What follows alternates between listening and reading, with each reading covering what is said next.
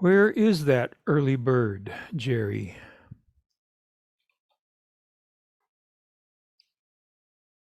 The early bird has flown the coop, but we do have Luis here and Mark, sort of.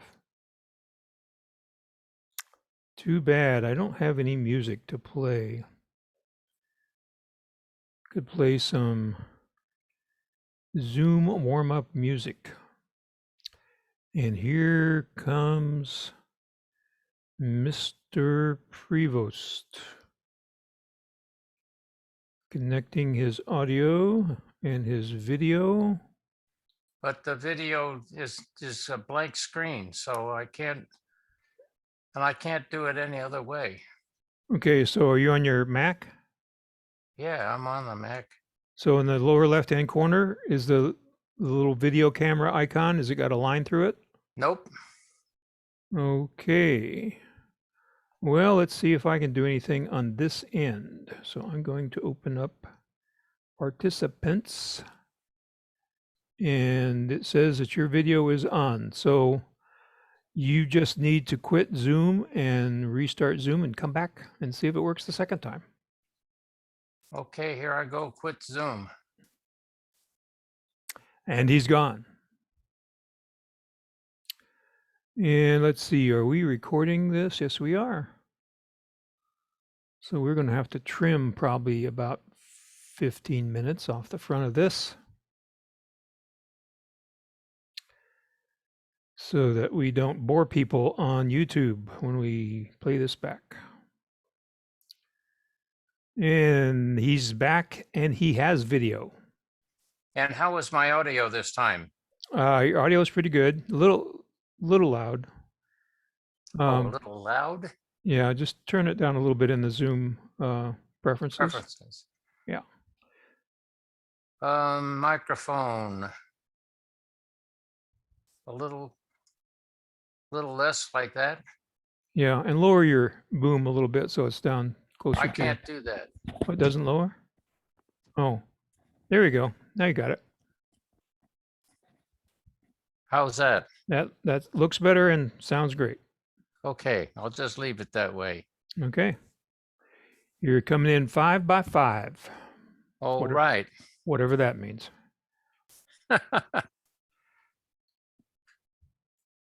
So let's see, can I adjust my audio here on the keyboard? Yeah, looks like maybe it adjusted. So, like your shirt there with the TMUG logo. Right. Which is backwards, of course. Not to us. So it looks backwards to you, but it looks correct to everybody else. Okay. So if it looks backwards to you, that means it's right.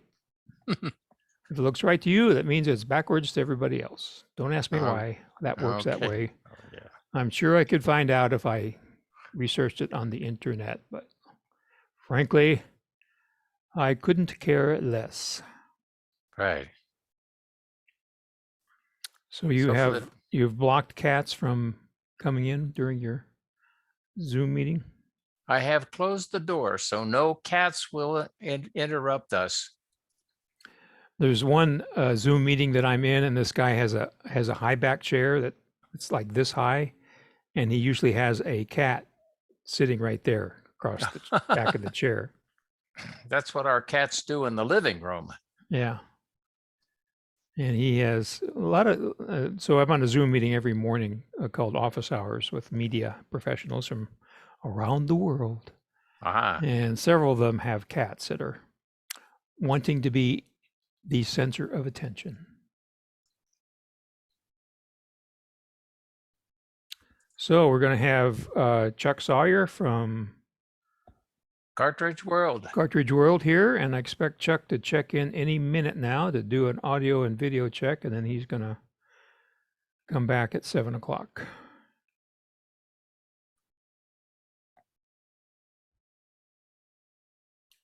So I saw Chuck yesterday at the store. They're selling printers.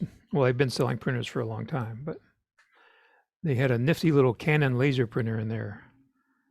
that my goodness, a UPS truck just pulled across the street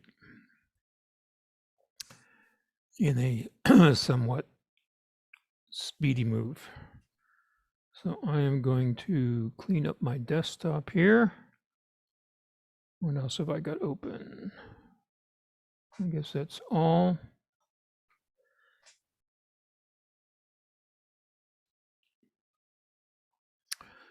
Yeah, I get a notification when somebody logs in. I get an email. So at 17:24, I got an email that Jerry had logged in. He's probably going to finish his supper. Yep, that's what I was doing at 17:24. Me too. A delicious pork chop.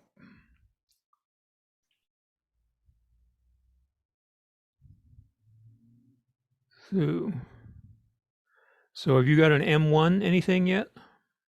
Well, right behind me, you can see the screen saver running Yes. on the M1 Mini. Oh, good. So you think it's as amazing as everybody says it is? Well, I don't know. I've only got 8 computers in this room. Well, you got a lot to compare it to then.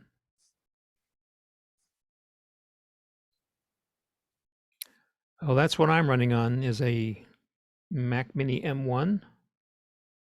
And I have a 2018 Mac Mini over here. That's what I'm running right now for us. The late 2018 Mini. Yeah, I think I've got the early 2018 Mini. I'm not sure. With 32 RAM. Yeah, I think mine has 32 as well. I bought it refurbished. And a 1 terabyte solid state drive. Yep, I've got a 32 gigs of RAM. And I think I've got a 1 terabyte drive. Let's see, storage. There's storage and 1 terabyte. Yep, same specs. And underneath it, I've got a OWC Mini Stack Max with a 1 terabyte solid state drive in it to be my backup. And it's also got an optical disk drive. So is that an older unit?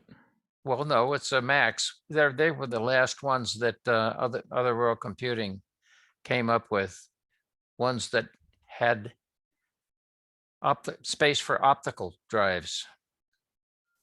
The originals were just for one hard drive and extra USB ports. Right. Oh, and a memory card reader slot. Yeah. Yeah, I've got a OWC Thunderbolt 4 dock for my M1. And SA Techie came out with a unit that sits underneath the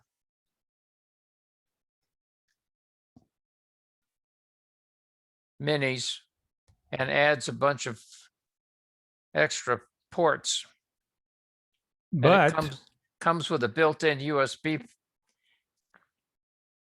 cable that curls up and sockets into one of the ports on the back of the Mini. Yeah, but it doesn't have any power. Yeah, it does. It has an extra power. It does? Adapter, yeah. Because I've been watching that, and every time I look at it, it does not have any external power. Yes, it does. And I'm looking at it right now. So is it pass-through power? Is that what it is? Yes, it's pass-through power. Oh, okay. Comes from the Mini's power. Oh, okay. Well, that's fine then. Yeah, well, they didn't explain that well because I've been watching that unit because I really like the design, but it didn't say anything about, well, it does not come with its own power supply. I know that for sure. Well, the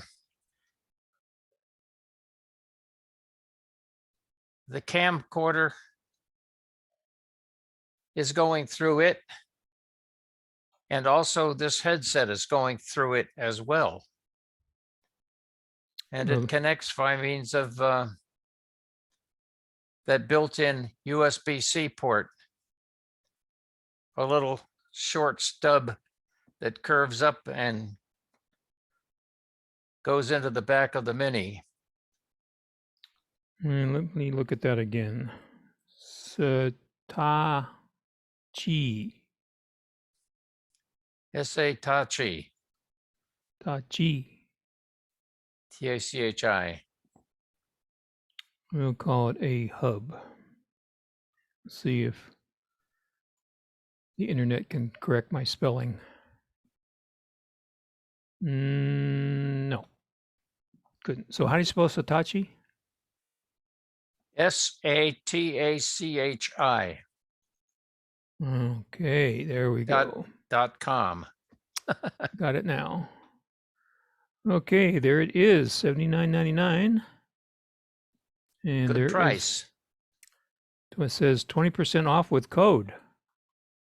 Oh, that's good. Well, let's look at that. And oh, this is a coupon. Yeah, I was working with a client today, and trying to find her a code for Mint Mobile. She wanted to get a new iPhone with Mint Mobile. And when you go to the site that says 20% off, it says 15% off and 10% off, and nowhere can you see 20% off, or they want you to give them your email address. And we all know what that means. Spam City. So we're not going to do that. Okay, so here's our Satachi. And we're going to accept the, that's not the one. Where is it? Where is it? They're hiding it. They were, I guess they were hard to get for a while. There it is. So let's just look at that together, shall we?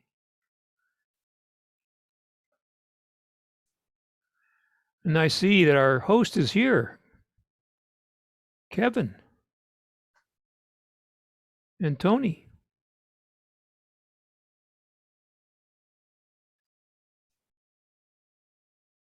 So there it is. Okay, I guess I'll have to revisit that then. And on the left, you'll see that it's got memory card readers. Right, and a headphone jack. And USB-C, and to the left of that, 3 USB 3. Right. And a cooling area, it looks like. Oh yeah, there's plenty of room for airflow. Is there anything I'd just like to say that I have one of those for sale if anybody wants it. And we must ask you, why are you selling it? I went ahead and bought a RAID array instead of that. And I'm running a Mac Mini with Big Sur. And it had a problem independent sometimes. When the Mini went to sleep, power stops for that little hub.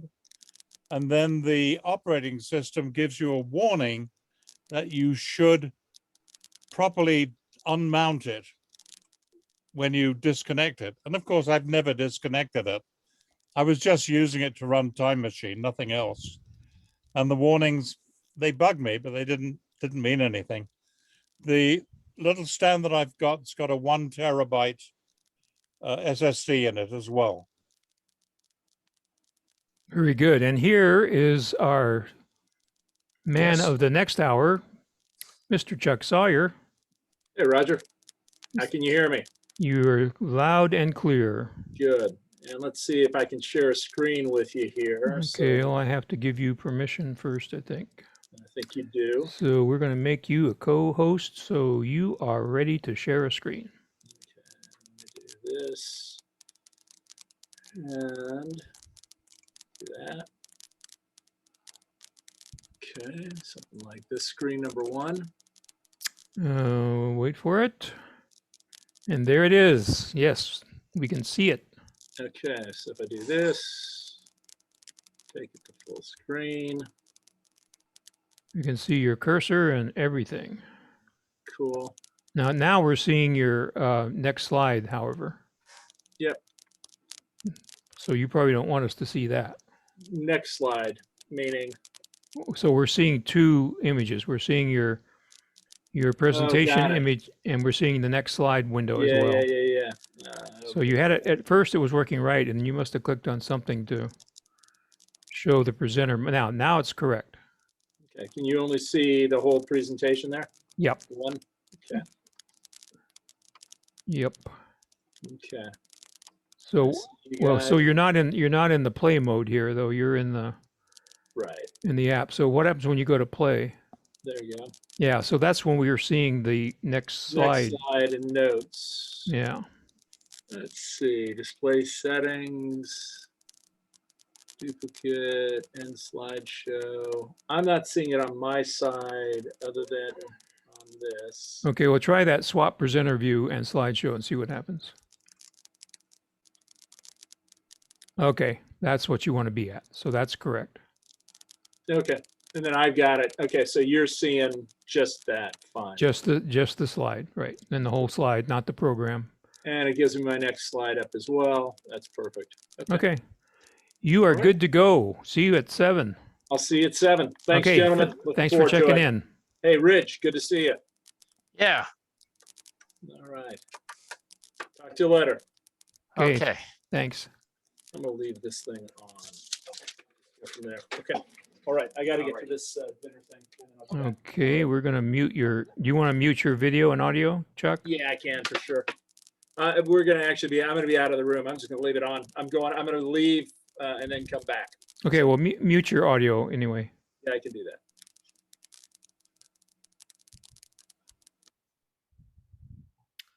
Okay, we got about one. No, that's interesting. I see. My clock is actually how much time we've been here. So we have less than a minute. Can you grab back your screen? I sure can. And I'll be right back. Okay, we'll wait for you. So we do that here at the participants. I thought we did it right there at the participants. There we go. That's an interesting picture we have from Bob. Bob, there's a blob on your video.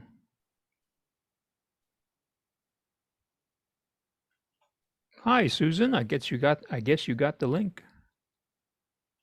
I'm still seeing the Cartridge World slide 1. I know. Right. I'm working on it.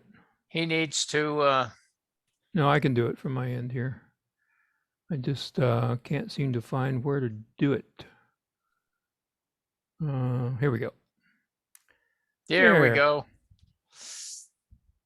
Hey, Bob, there's a fish or something in your screen there. Oh, there you go. And your audio is off, Bob. Well, I don't have All anything right. to say right now. Not that Bob. I'm talking about saltwater Bob. Talking about the handsome Bob. Oh, okay. Okay. Now I know. Okay. Taken one.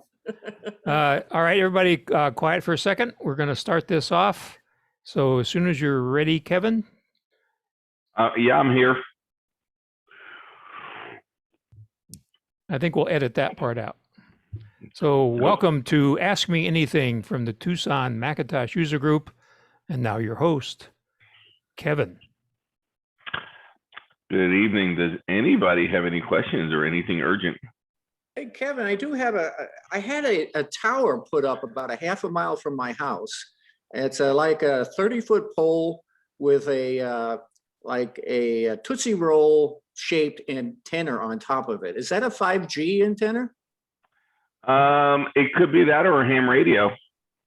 No, it's right on the side of the street, and it has a electrical box hooked up to at the bottom. Well, 5G antennas need to be within 1,000 feet of each other.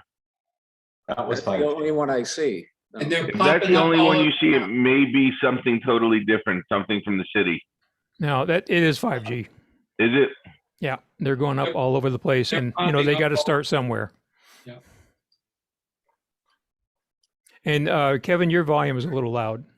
Can you turn it down? In your Mic Zoom, volume. in your Okay. Zoom preferences, turn it down. Yeah. So you'll see the 5G going up all over town. The ones that are along a major street, Campbell, around the university is a good example, I think are T-Mobile. And the ones that are in neighborhoods are Verizon. So they are populating the area as fast as they can put them up. Okay, so within it's probably, it might be 1,000 feet away from my home, but it's probably, as the crow flies, it's probably 1,000 feet, But it's the first one I've seen anywhere around town, anyway. And I It would thought, be interesting to see a picture of it, Bob. yeah, I can do that, and I can send you that maybe tomorrow or something. Okay. Okay. Will my phone tell me I'm on 5G if I get into one? It depends on your phone. It's this one right here. Which is what? It's an 11. No, you don't have 5G. The 12 has 5G, but only if you're on Verizon is it selectable. So if you're like on AT&T, if you're in what's known as a 5G area, it'll list that you're on 5G, whether you're on it or not. Well, I wondered about that because I'd seen that message, and I'm on AT&T, crediest company in the world.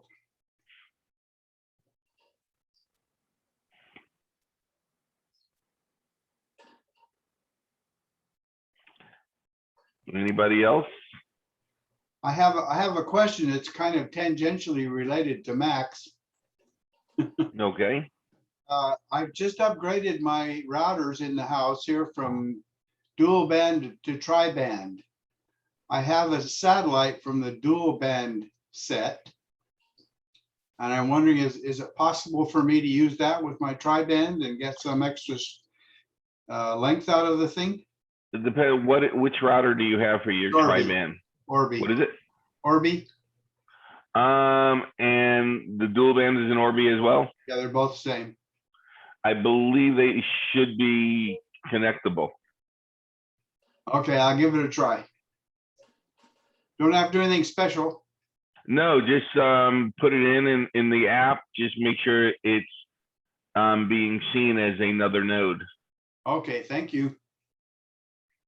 I've got a question. I went into, or finally set up iPhoto Cloud.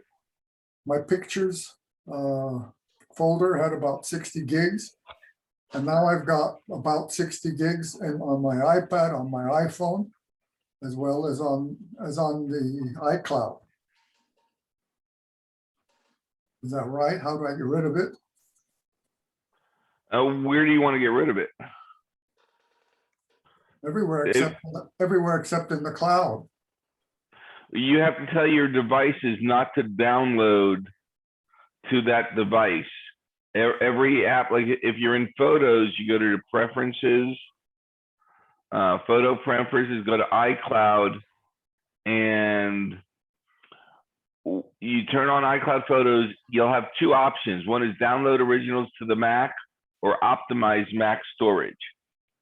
If you optimize your storage, it'll leave the photos on there until you need the space, and then it'll take it off the device. Oh, okay, because I do have them off. The download, except on the Mac. Right. On my iPad, for example, is looking tight in space, so it'll clear it up as I need it. Yes. Okay. As long as you have optimized the device turned on, it'll free up space as needed. Okay, great. Thank you. Hey, Tom. I see you twice, no audio though. I'm just here once. I see you twice. Once with the church behind you and once with a window. For me? Tom McCorkey. No, Sorry. McCory? Tom McGorry. Yeah, you've signed in twice, Tom, somehow. But we don't hear you because your mic is muted. There's my, There goes. can you hear me now? Mm-hmm. Testing. Is there any way of finding how big a given folder in Mail is on my Mac? Yes. You go to your library of your home folder, then down to mail, and then there should be a folder, I believe, called messages. And in there are the individual folders. No, what? Again, Okay. Do you know how to get to the library of your home folder? okay, got it? Okay, go into the your home folder library, and then go to mail.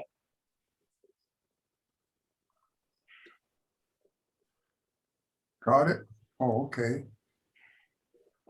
And let me see, I'm looking here in mine. Oh, actually, it's not, yeah, there it goes. It's not the- You'll have a folder called V8, depending on the version of operating system on, you'll have a folder called V6, V7, or V8. Yeah, In there are odd, some generic numbers, they're called UUIDs. right, It'll be like 6, 4, 4, 4, and then like 8. right.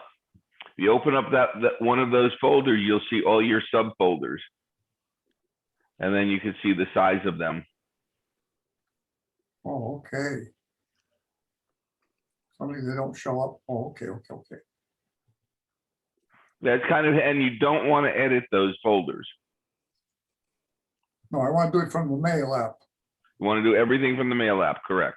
Okay, got it. Thank you. I have a problem.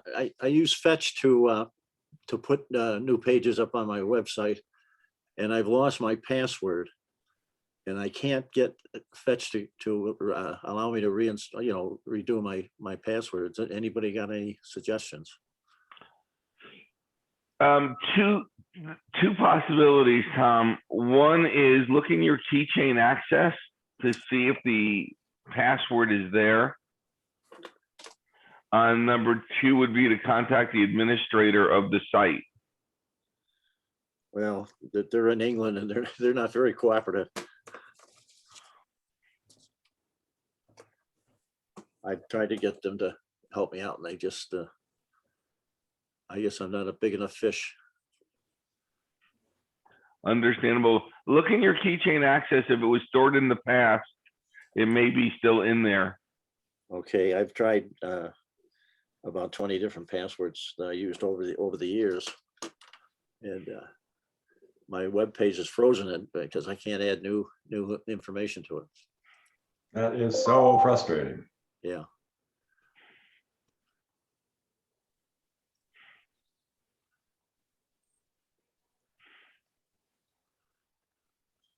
Anybody else? I have something to share here, just a second. So that is a 5G quote tower, unquote. Is that what it looks Right. like, Bob? No, actually, the top of it is one long, like Tootsie Roll antenna, probably. Okay, so about that's, 4 or 6 so this is the Verizon version, and the one you're describing where the cylinder is on the very top is, I think, is the T-Mobile. Okay, and I'll get a picture of it tomorrow and send it off to Kevin. And it has the same box on the street, on the street level next to it like that. Right.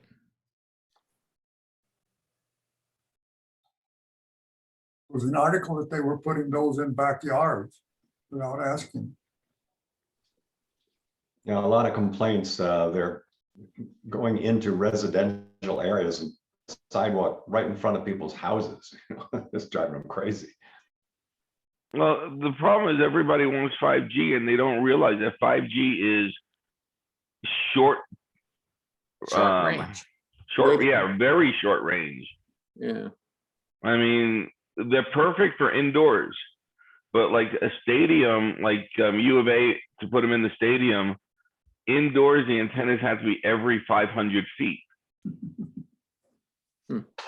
Wow. I'd be happy to lease some space to AT&T if they put one in my backyard. Why don't you get a microcell, Bob? That's what I ended up doing. Well, that's what I have. We use AT&T over our own Wi-Fi network, and it's okay. It's not great, but it's okay. But if they put a 5G tower in my backyard, I'd be very happy. Yeah, I had a microcell, and I got a couple of months ago, they said they weren't supporting it, but I just noticed like in last week, they've updated the app. So I don't know what's going on. The other Which problem is you have to- microcell do you have? The second one, is it Cisco one? Okay. Yeah, I've got a Samsung one for Verizon network. the Oh, but this problem, is AT&T, so you're different. Bob, the problem with having your own microcell there, you don't have enough bandwidth for backhaul. And you don't have enough bandwidth for the low speed. And then you go up to 5G, which is much higher speed, but you still have to increase the speed of your backhaul.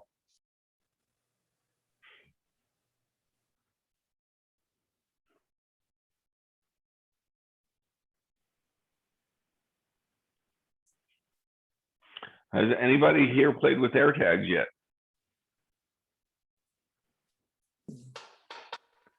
Read a lot about them. A very disappointing range. You basically you get the arrow that they show in the keynote where it's pointing to it. You've got to be in the same room as the device. So you have to walk all over your house, and it says not close enough, not close enough, not close enough. Then when you get in the room, it says it's that way. But doesn't it tell you which way when you're in a room, you know, like go north, go south, that sort of thing? Right, once you're in the room, but like say, for example, you're on the other side of the house, which is 50 feet away, it just tells you you're close. Okay, so it doesn't have any directional capability with the Bluetooth part. Right, only until you get within 15 to 20 feet of it in the same room with no walls. So the idea of putting this in your suitcase when you travel isn't going to work very well. No, and from what I've read, it doesn't work while it's moving. So if it's on a carousel or going down a conveyor belt, it doesn't work at all. Yeah, since it relies on being able to get into the Find My network by communicating with some other Apple device, you could see how it would get into the range of the Apple device and then very quickly get out of range, especially if it were on like a baggage carousel. Those things move fast. Is anyone here using Swift Publisher? It's supposed to be a more simple program for instead of InDesign, and I've just started playing with it. I just wondered if anybody else had tried it. Is that Apple's Swift Publisher? Well, it's on my Mac, but I don't know. I don't think it's. I think it's a third party. Because I know Apple has something called Swift. I thought that was a developer's program to write apps. Well, this is a publishing, very similar to InDesign. And Swift Publisher has been around for a long time. It's by B-Light Software. well, it's a fairly cheap program. It's only $19 plus $9 for their, additional artwork and stuff. Kurt, this is Marv.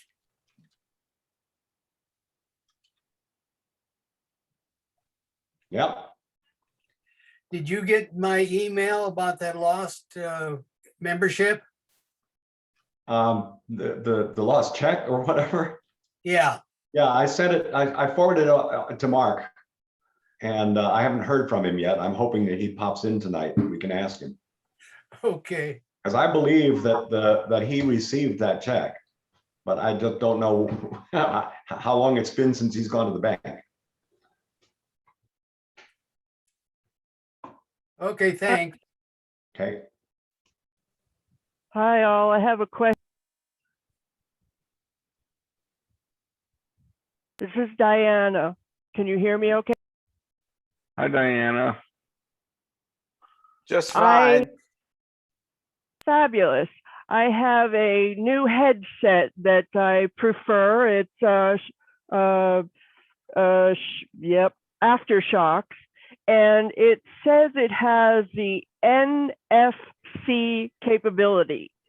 And I looked it up and am not any more informed than I was before. So if you explain to me that maybe the difference between Bluetooth and NFC. That's quite him. What NFC is a way to connect the Bluetooth without having to actually pair the device. You just tap the headphone to your Samsung phone, and you don't have to go through setup and pair it.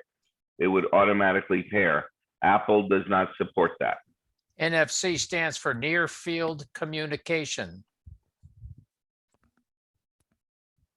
Apple does not support that? Not for Bluetooth, no, not for headphones. Because they have apps in the App Store. Right, they have apps for the Aftershock and other things, but the technology, basically, you know, you had to pair your headphones to your iPhone. Of course. Okay, with NFC, all you would do is tap the headphones to the phone, and they're automatically paired. Wow, I'll try that. Thank you. Well, it will not work on an Apple device. It'll only support Android. Right. I'm a fast forgetter.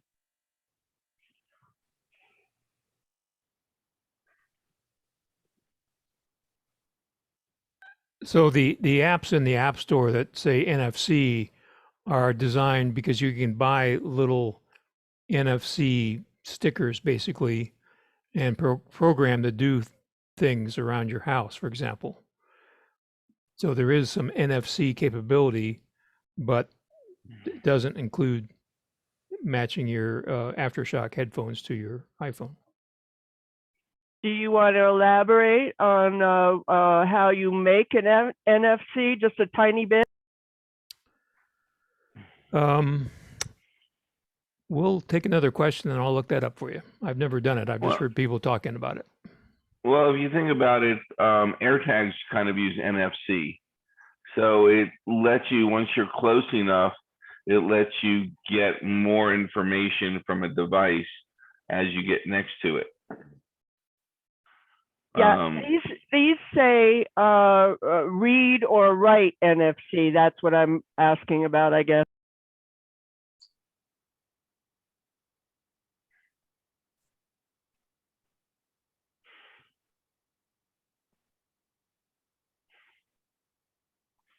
Okay, I see read and write NFC tags on everything here is Android. Yo, here's using iPhone.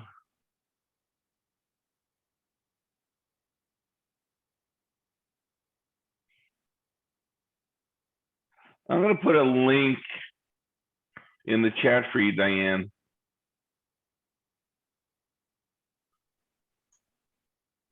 And let's say send this to all.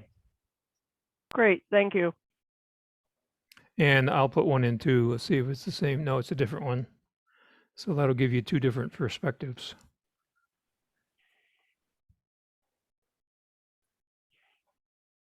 I looked up something that might interest Tom McGorry. Tom, are you interested in any other options?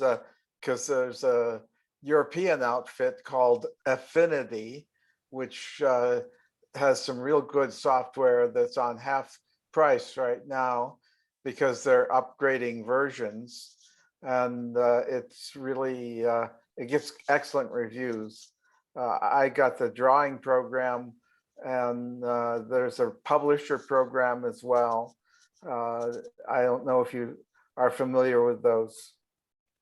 No, but my problem is my program that I use is called Mailman, and there's very few companies that will support it, and it uses a language of begins with P. I can't remember, Peeler or something like that, and I've tried to find other companies that would support that, and I just can't find another company anywhere. It's like Mailman is really obsolete, unfortunately. yeah, that's my problem. But I get it. But I got 3,600 guys on a listserv, and I don't want to have to put 3,600 emails into a new program.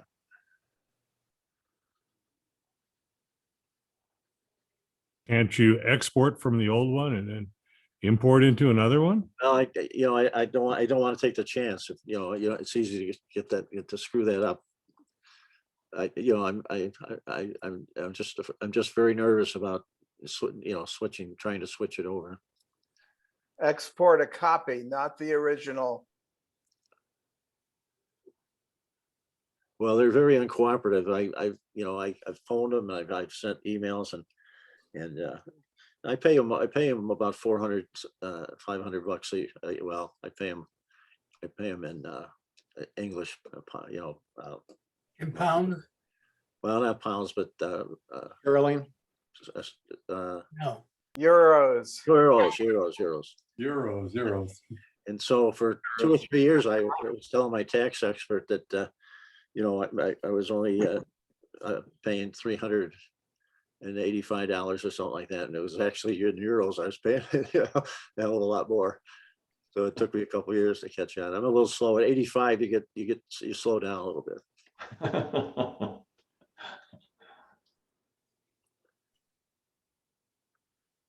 How many here have had their vaccine? Okay. Just about everybody. Yeah. See that pin? Very nice. Kurt, where'd you get that pin? The pins are, I saw a posting from Andy Anako saying that he had just bought some, and they are on Etsy. And if you just look for vaccination pins, you'll find hundreds of them. I got a package of 5 of them, I think, for $12.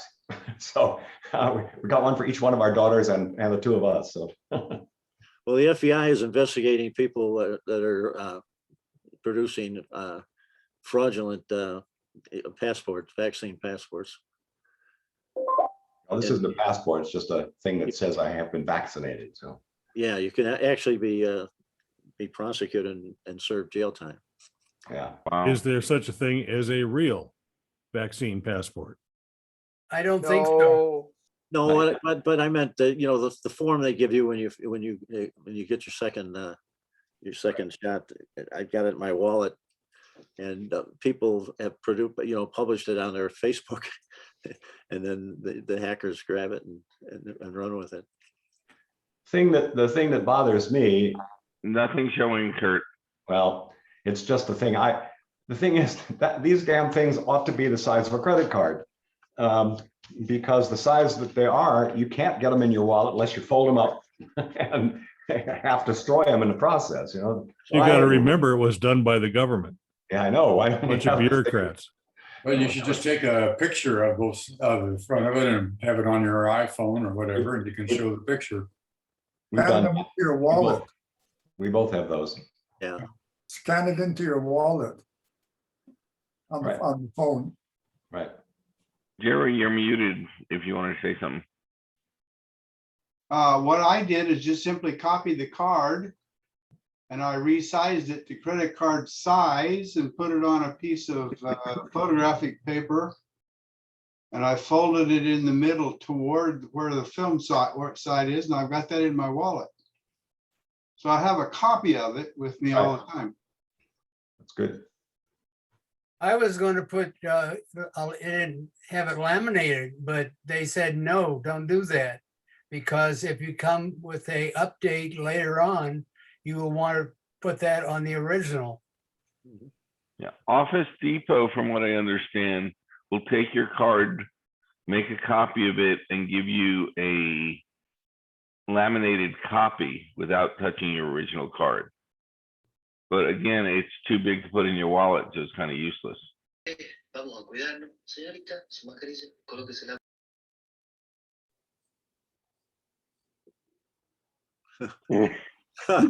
Good one.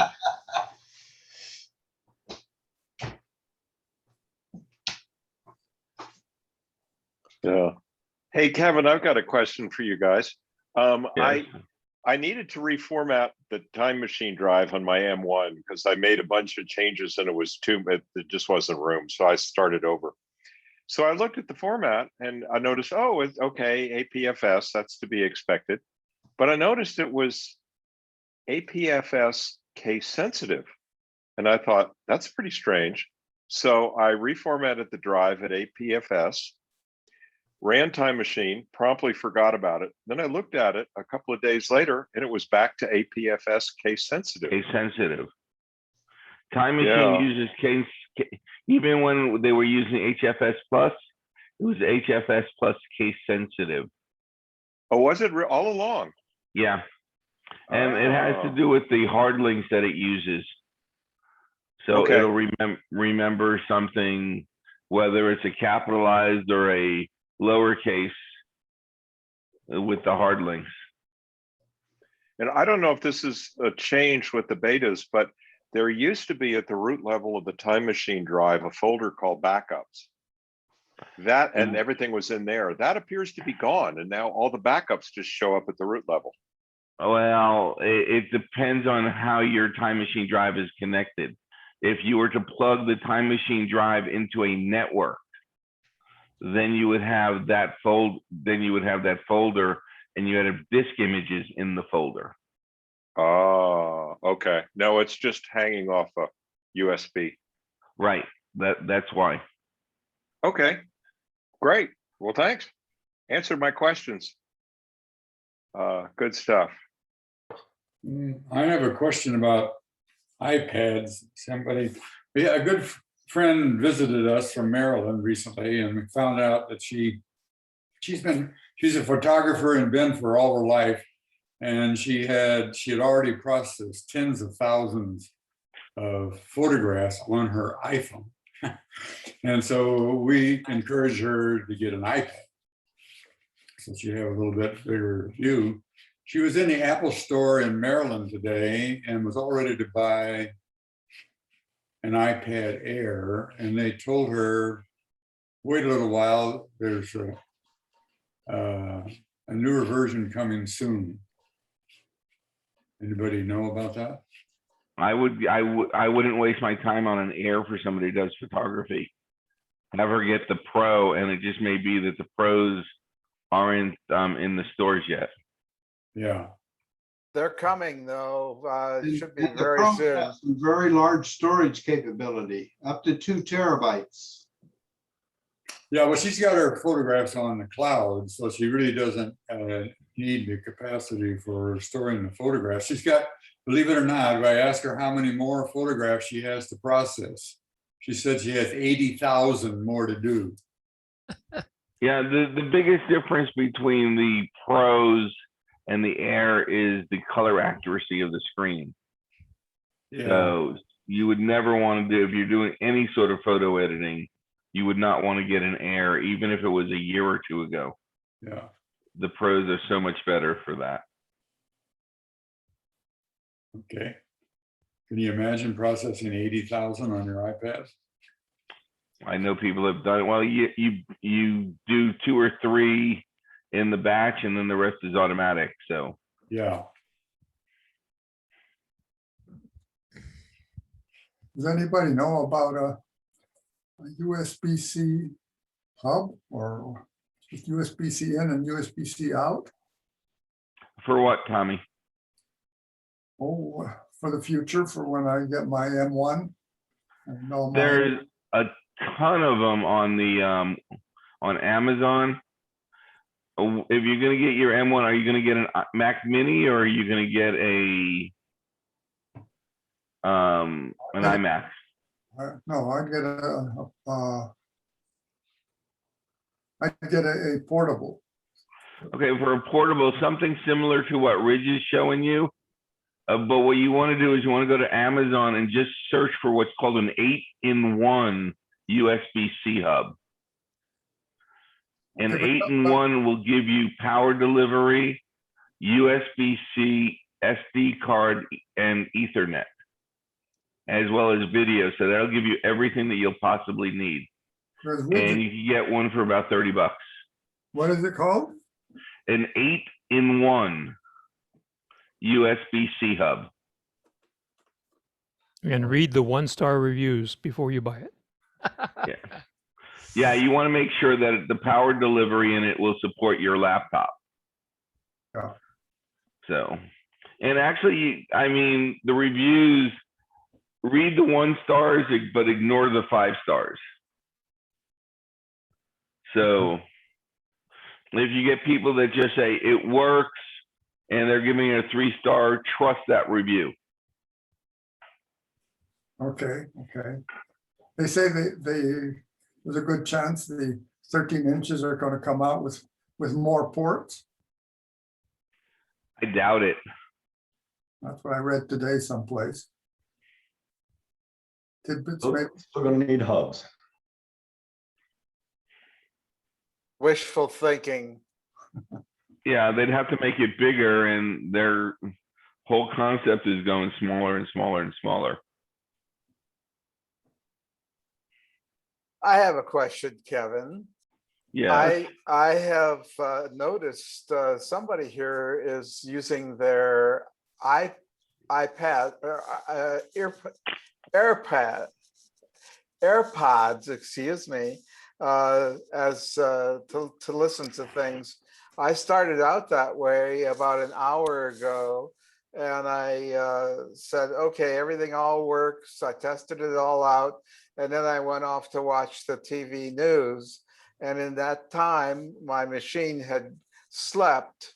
And when I came back, I couldn't get any sound out of my AirPods at all, and finally just said, screw it, and went back to headphones.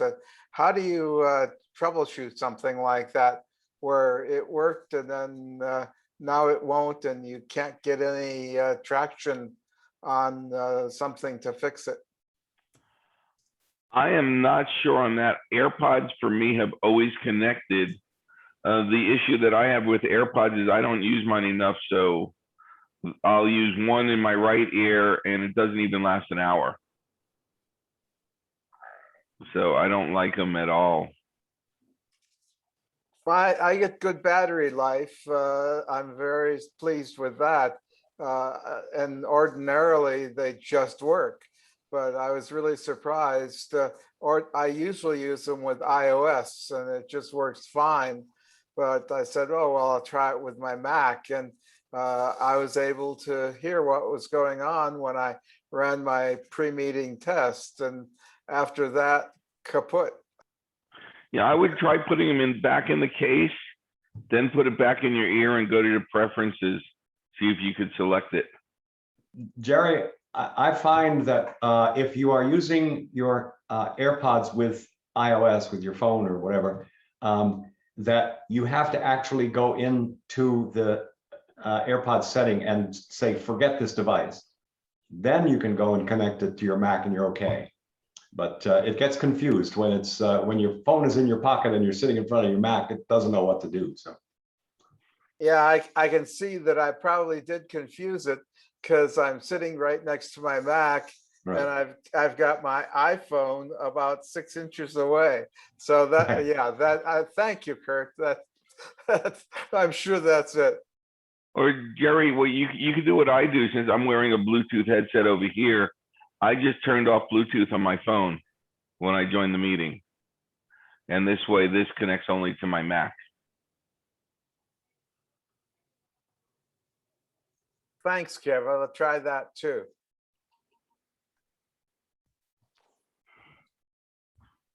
Anybody else have any questions? Yeah, I've got a question. I actually posted it yesterday. I've got a friend that has a Mac Mini M1. And he says that when the computer goes to sleep, when he wakes it up, his HDMI port will not wake up. And so he doesn't have any video, any screen. Well, Logan, I had the same problem when I got my Mini and a separate monitor. If I unplug the HDMI cable and then put it back in again, everything is fine. And that happened for the first, I don't know, 4 or 5 times. And then, I don't know, after that, it apparently learned what the connection was, and I've never had another problem. Okay, so just unplug and plug back in the HDMI cable a few times. Actually, there's a fix for that. What you do is have them go to their energy savers, and are you on a Logan? What type of computer are you on now? Right now, I'm on my iMac, but I don't have the Mac Mini. It's a friend. Okay. Well, you should have the same settings in your Mini. I know I have them in my MacBook Pro. But if you go to the energy saver in the system preferences, there should be a bar for your display sleep. And you tell turn the display to turn off to go to never. So this way, when the machine goes to sleep, it's still giving power to that HDMI. Wonderful. Even though the display is not on, it still has some power going to it. Okay. So then when it comes out of sleep, it'll instantly connect. Great. That's a good idea. Thanks. Okay. That works. Thank you. Yeah, and that's a known bug. A lot of people have been complaining about that.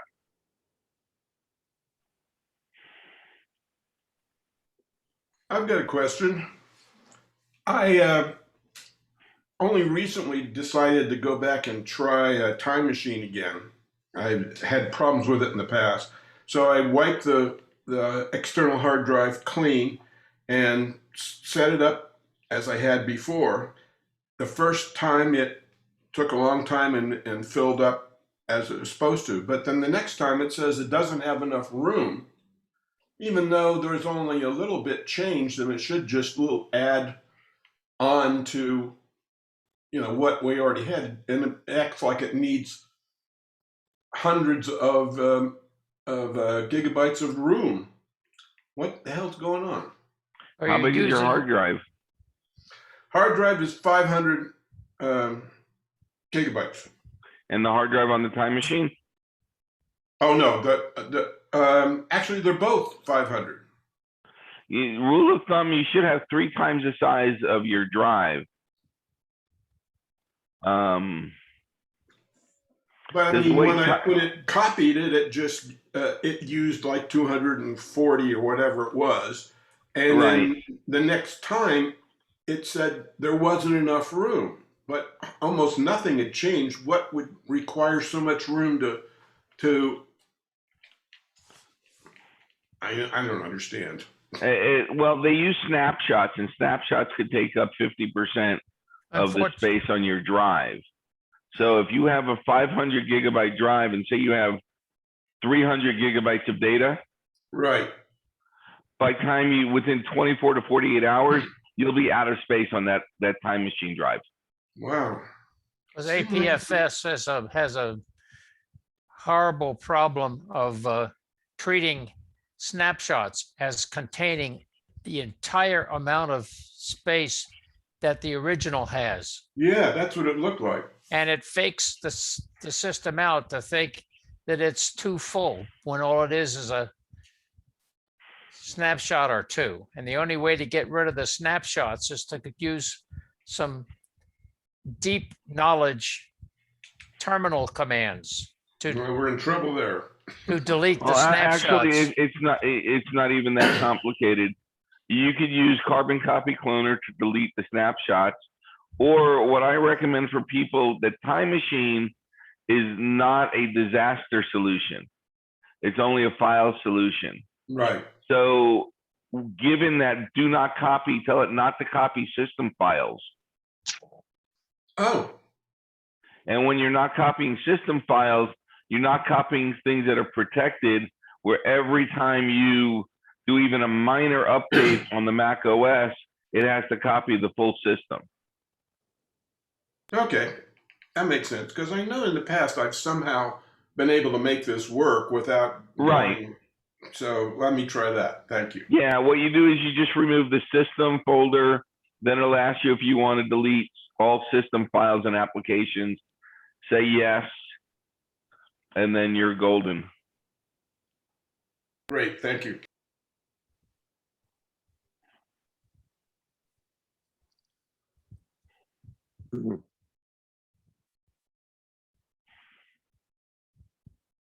Kevin, I'm using USB-C for my video on the M1 Mini, and I'm curious. I've given to lately just turning off the video at night, and it's an LG monitor. Given that scenario, would you still set never on the energy saver? That's how I have mine set. And what I have mine, I use hot corners, and I set it so that the bottom left corner of my screen, when I hold down the control key, shuts off the display. Ah, you can use modifier keys with the hot corners. I didn't realize that. Yes. Ah, because otherwise they were causing problems. Right. So I hit control, I move my mouse to the bottom left, my screens go blank. But the energy saver is set to not turn off screens when sleeping. So you're not sleeping. So there's a difference there. But so you're the turning machine off is still the display. running, right? Yeah. Even though the display is off, well, the other one you're sleeping. And the Macs don't use enough power that you really need to put it in sleep if it's connected to AC. Right, right, right. Terrific. Thanks again. Another great tip. Try that. And do you know how to get to the modifier keys? Display back on. How do I turn my display back on if I use the control? Tap your space bar. Ah, okay, gotcha. And the way you set your modifier keys, you go to your desktop and screensaver. Right. Click on, let me see here. Click on screensaver, go to hot corners, and on the very bottom left, you see, does it say anything for that hot corner? Put display to sleep. Okay, click on that, and now hold down the option key. Oh, I love it. Or the control key, I meant. That's what I use. Yep. Got it. And you can do the same thing for the screensaver in the top left. I use that for the bottom right corner. Thank you either very much. or, but I if you have the never knew control that. key, so if you have it set up with the control key, you won't accidentally invoke it. That is a fabulous piece of information. When did that happen historically? Do you remember? 10.2. No way, really? All those years ago? I never knew that. It's been a while. I mean, it's like my favorite hint that's built into the operating system that I tell people, and they say, when did that start? Yeah. And it's like, well, 10.2 beta 3. I don't know if you're aware of, how good are you at spelling? Me? Yeah. Average. Okay. Say you wanted to type the word disassociated. Okay. Okay. Open up your mail program. Yeah. Type use in Google when the I can't word, figure out let me see, let me do it. I'm going to do it at the same time. In the body of the text, write DISA, Now hit the F5 key. No way. That is one of the coolest features of the Mac OS, and that came out in Jaguar, and they never announced it as a feature. I've never seen it listed anywhere. Wow. I can't tell you the number of times I go to Google because the spelling is just not working out. Something, right, disconnect somewhere. So if I Google it, I usually can find the right spelling. But that's fantastic. Yeah, it's a great hint, and it works on all Apple apps. Can I get you to go over the hot corner thing again? So you go to hot corner and you select, are you using put display to sleep? Right, and once you click on the item, you hold down the modifier key that you want, which I use as Control key because it's the bottom left of the keyboard. Yeah. So once you click on it, if you hit the Control key, you'll see the caret be listed in front of everything. Okay. All right. All right, then it automatically understands that if you press the space bar, it'll come back on. Yes. Okay. Great, thank you. It pays to come to TMUG meetings. No shit. And I'll send you all a bill. What is the control panel for the corners? It's in display screensavers.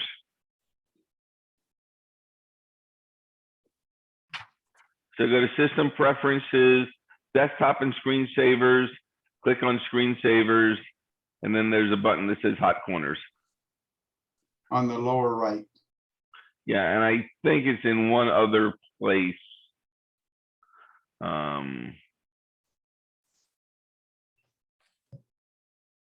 I don't know. Oh yeah, it's under Mission Control. There's a button that says Hot Corners as well.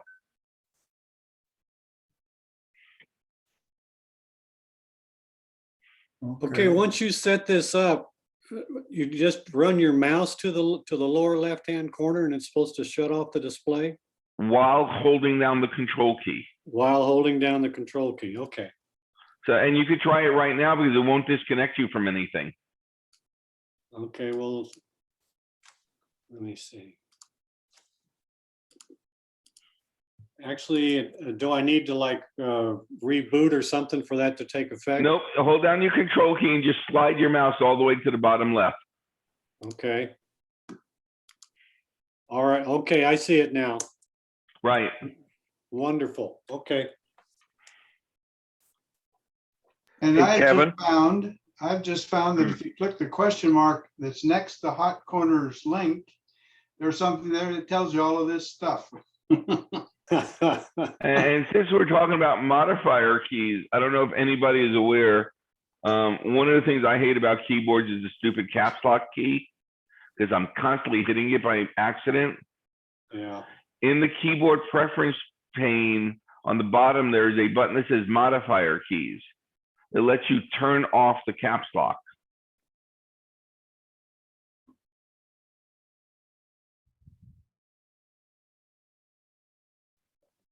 So we are going to take a 10-minute break or a 9-minute break right now. So you're welcome to talk amongst yourselves, or if you want to get up and take a break before our 7 o'clock meeting, now is the time.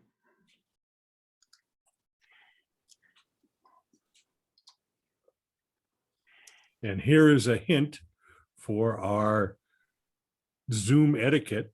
When you get up and leave and go get a sandwich or whatever, stop your video and stop your audio, like Roger just did. And Ridge is over there singing, but his audio is on, but we don't hear a thing. I think he's air singing over there. So we'll see you guys at about 7 o'clock. That sounds good. Kevin, you know, another golden oldie is the services summarize. Mm-hmm. That was originally started back in OpenDoc days. And I was in Austin at that point, and I can't remember if it was the engineer that actually came up with that. This was sort of along the time of HyperCard and hypertext and stuff. But it was absolute magic that you could take like a long document and you could shrink it and be able to summarize what it said, as long as you didn't shrink it too far. And surprisingly, it was yet another thing that Apple never announced, because I don't think marketing could wrap their head around it. When I was in school, my teacher showed everybody that, and they were like, "Wow!" It's like, okay, yeah. That was I remember Apple Works talked about that. It was like Cliff Notes on your Mac. Yeah, the Mac does so much, and most people don't know all the little things. It's like Photoshop.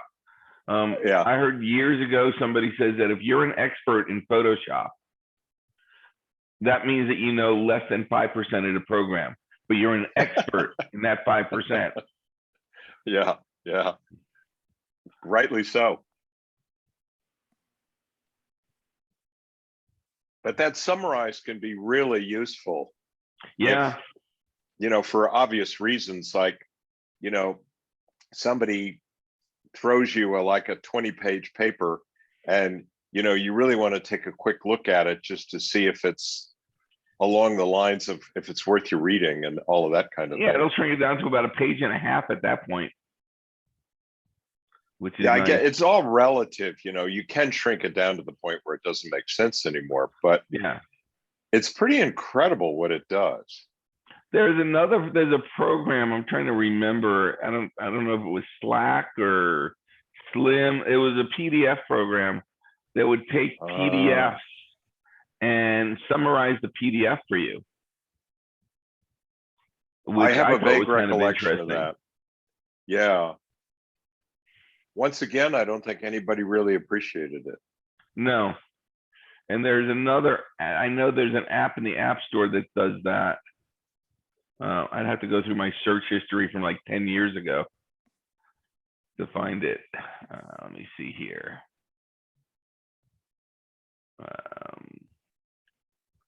Don't even know if it would still be available. Let me see. Got to remember how to find my old apps. Purchased by. Go back to. Oh, purchase history, maybe. I'm not even sure how far back that goes. I found it. It's but I don't think it's. I'm at 2011, and I think it was before that I bought it. It was a little bit better version of that. Oh wow. Okay, I see some software that I bought that I didn't realize.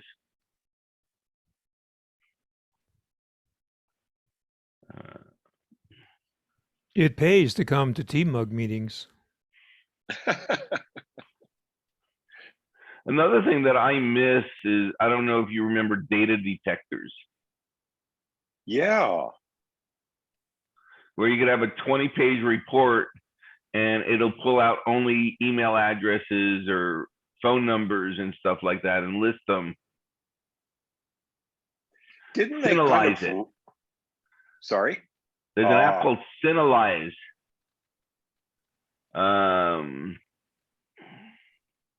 No, nope. This is something that let you edit.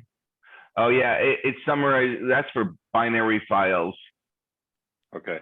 That's not it. It was something like that.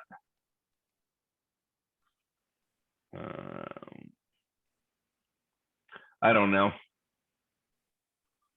Boy, that F5 though, and the control on the hot corners is really, that's a phenomenal tip. Yeah, I use the F5 a lot. That, or I'll start spelling something, and if you right click on a word, if you're close enough, it'll be listed in a submenu. And hi, Melissa. Hello. I'm trying to figure out, we're gonna have to kind of wing this a little bit because I don't know what's the best way to do this presentation for Zoom etiquette on an iPad. I have some screenshots and I have that prepared and I can share my iPad screen. So it will be an experiment.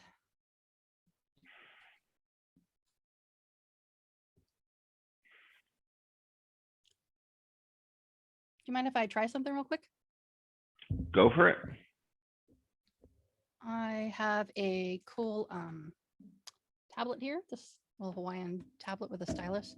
And I wanted to see what it would be like if I shared my screen and drew on it. Let's see, just before if I share that. Okay, tell me what you see. It's black. Okay. I see your screen now. Do you see my iPad? Yes, ma'am. Okay, so if I were going to say launch a website and say draw on it, I wanted to see if I can draw on this. If I wanted to annotate something and say I wanted to circle something, do you see that? Yes, ma'am. Okay, cool. And what are you using to annotate? I'm sorry? What are you using to do that? So in screen share at the top, there's tools and there's a, what did I click on? There's tools for drawing and mouse and selecting text and eraser. So I clicked on format and annotate. There's a button that says annotate. Okay. So I can draw on that and then I can use a stamp. There's quite a bit of lag, but it does show up. Okay, so just go slower. If I draw slow enough, maybe. See, now it's in mouse mode. I have to tap annotate and then draw on it. Okay, because I have, I'm trying to figure out how I will do this. And your volume is very low also. Oh, okay, good to know. Is it any better if I just get closer? I just got to sit closer. Okay. So if I were to say like, you want to click here or click here, does that red show up? Yes, ma'am. Okay. Because I think green would probably, well, I guess green would work too. Either or, red works. Okay. Now, if I want to erase that, oh, I need the eraser. Can't see your menu. What's that? We can't see your menu up on the top where your cursor is. Yeah, I think that's probably by design, I imagine. Unless on your end you show all of your tools. Let's see. See, like for example, what if I move it down here? Do you see it then? No. No, so only the person sharing the screen sees the. Or you could select annotate on our screen and then I can see all the tools. If I click annotate now, you can see it? No, if I click annotate on mine. What? That's another experiment I'm gonna try. Can you draw on my screen? Let's see if I can type something. I just tried dragging with your mouse and seeing if you could draw something and see if I see it. Okay, let me do that then. Draw. I see. Yeah, I see hello, and it says who's typing it too. That's cool. Oh, okay. Oh, okay, that's so cool. now, okay, so now I can click clear, and I can clear viewers' drawings and erase. Okay, cool. Kurt's gonna draw now. I can see Kurt's drawing. That's kind Are you of trying to cool. draw a tongue on him? Oh. Is there special permission to do that in Zoom? You know, that's why I wanted to experiment with it because I didn't get a notification or anything asking for permission. Now I don't know if there's a way. Oh, okay, check this out. Okay, I can click, you probably can't see this, but I can click disable annotation for others. Now go ahead and give it a try. I could see teachers going crazy with that. Yeah, my annotation disappeared. Yeah, now, so somebody else tried to draw a mustache, and now I'm going to click clear viewer drawings. Now somebody else try to draw on it and see if it gives you a message or something. Nothing.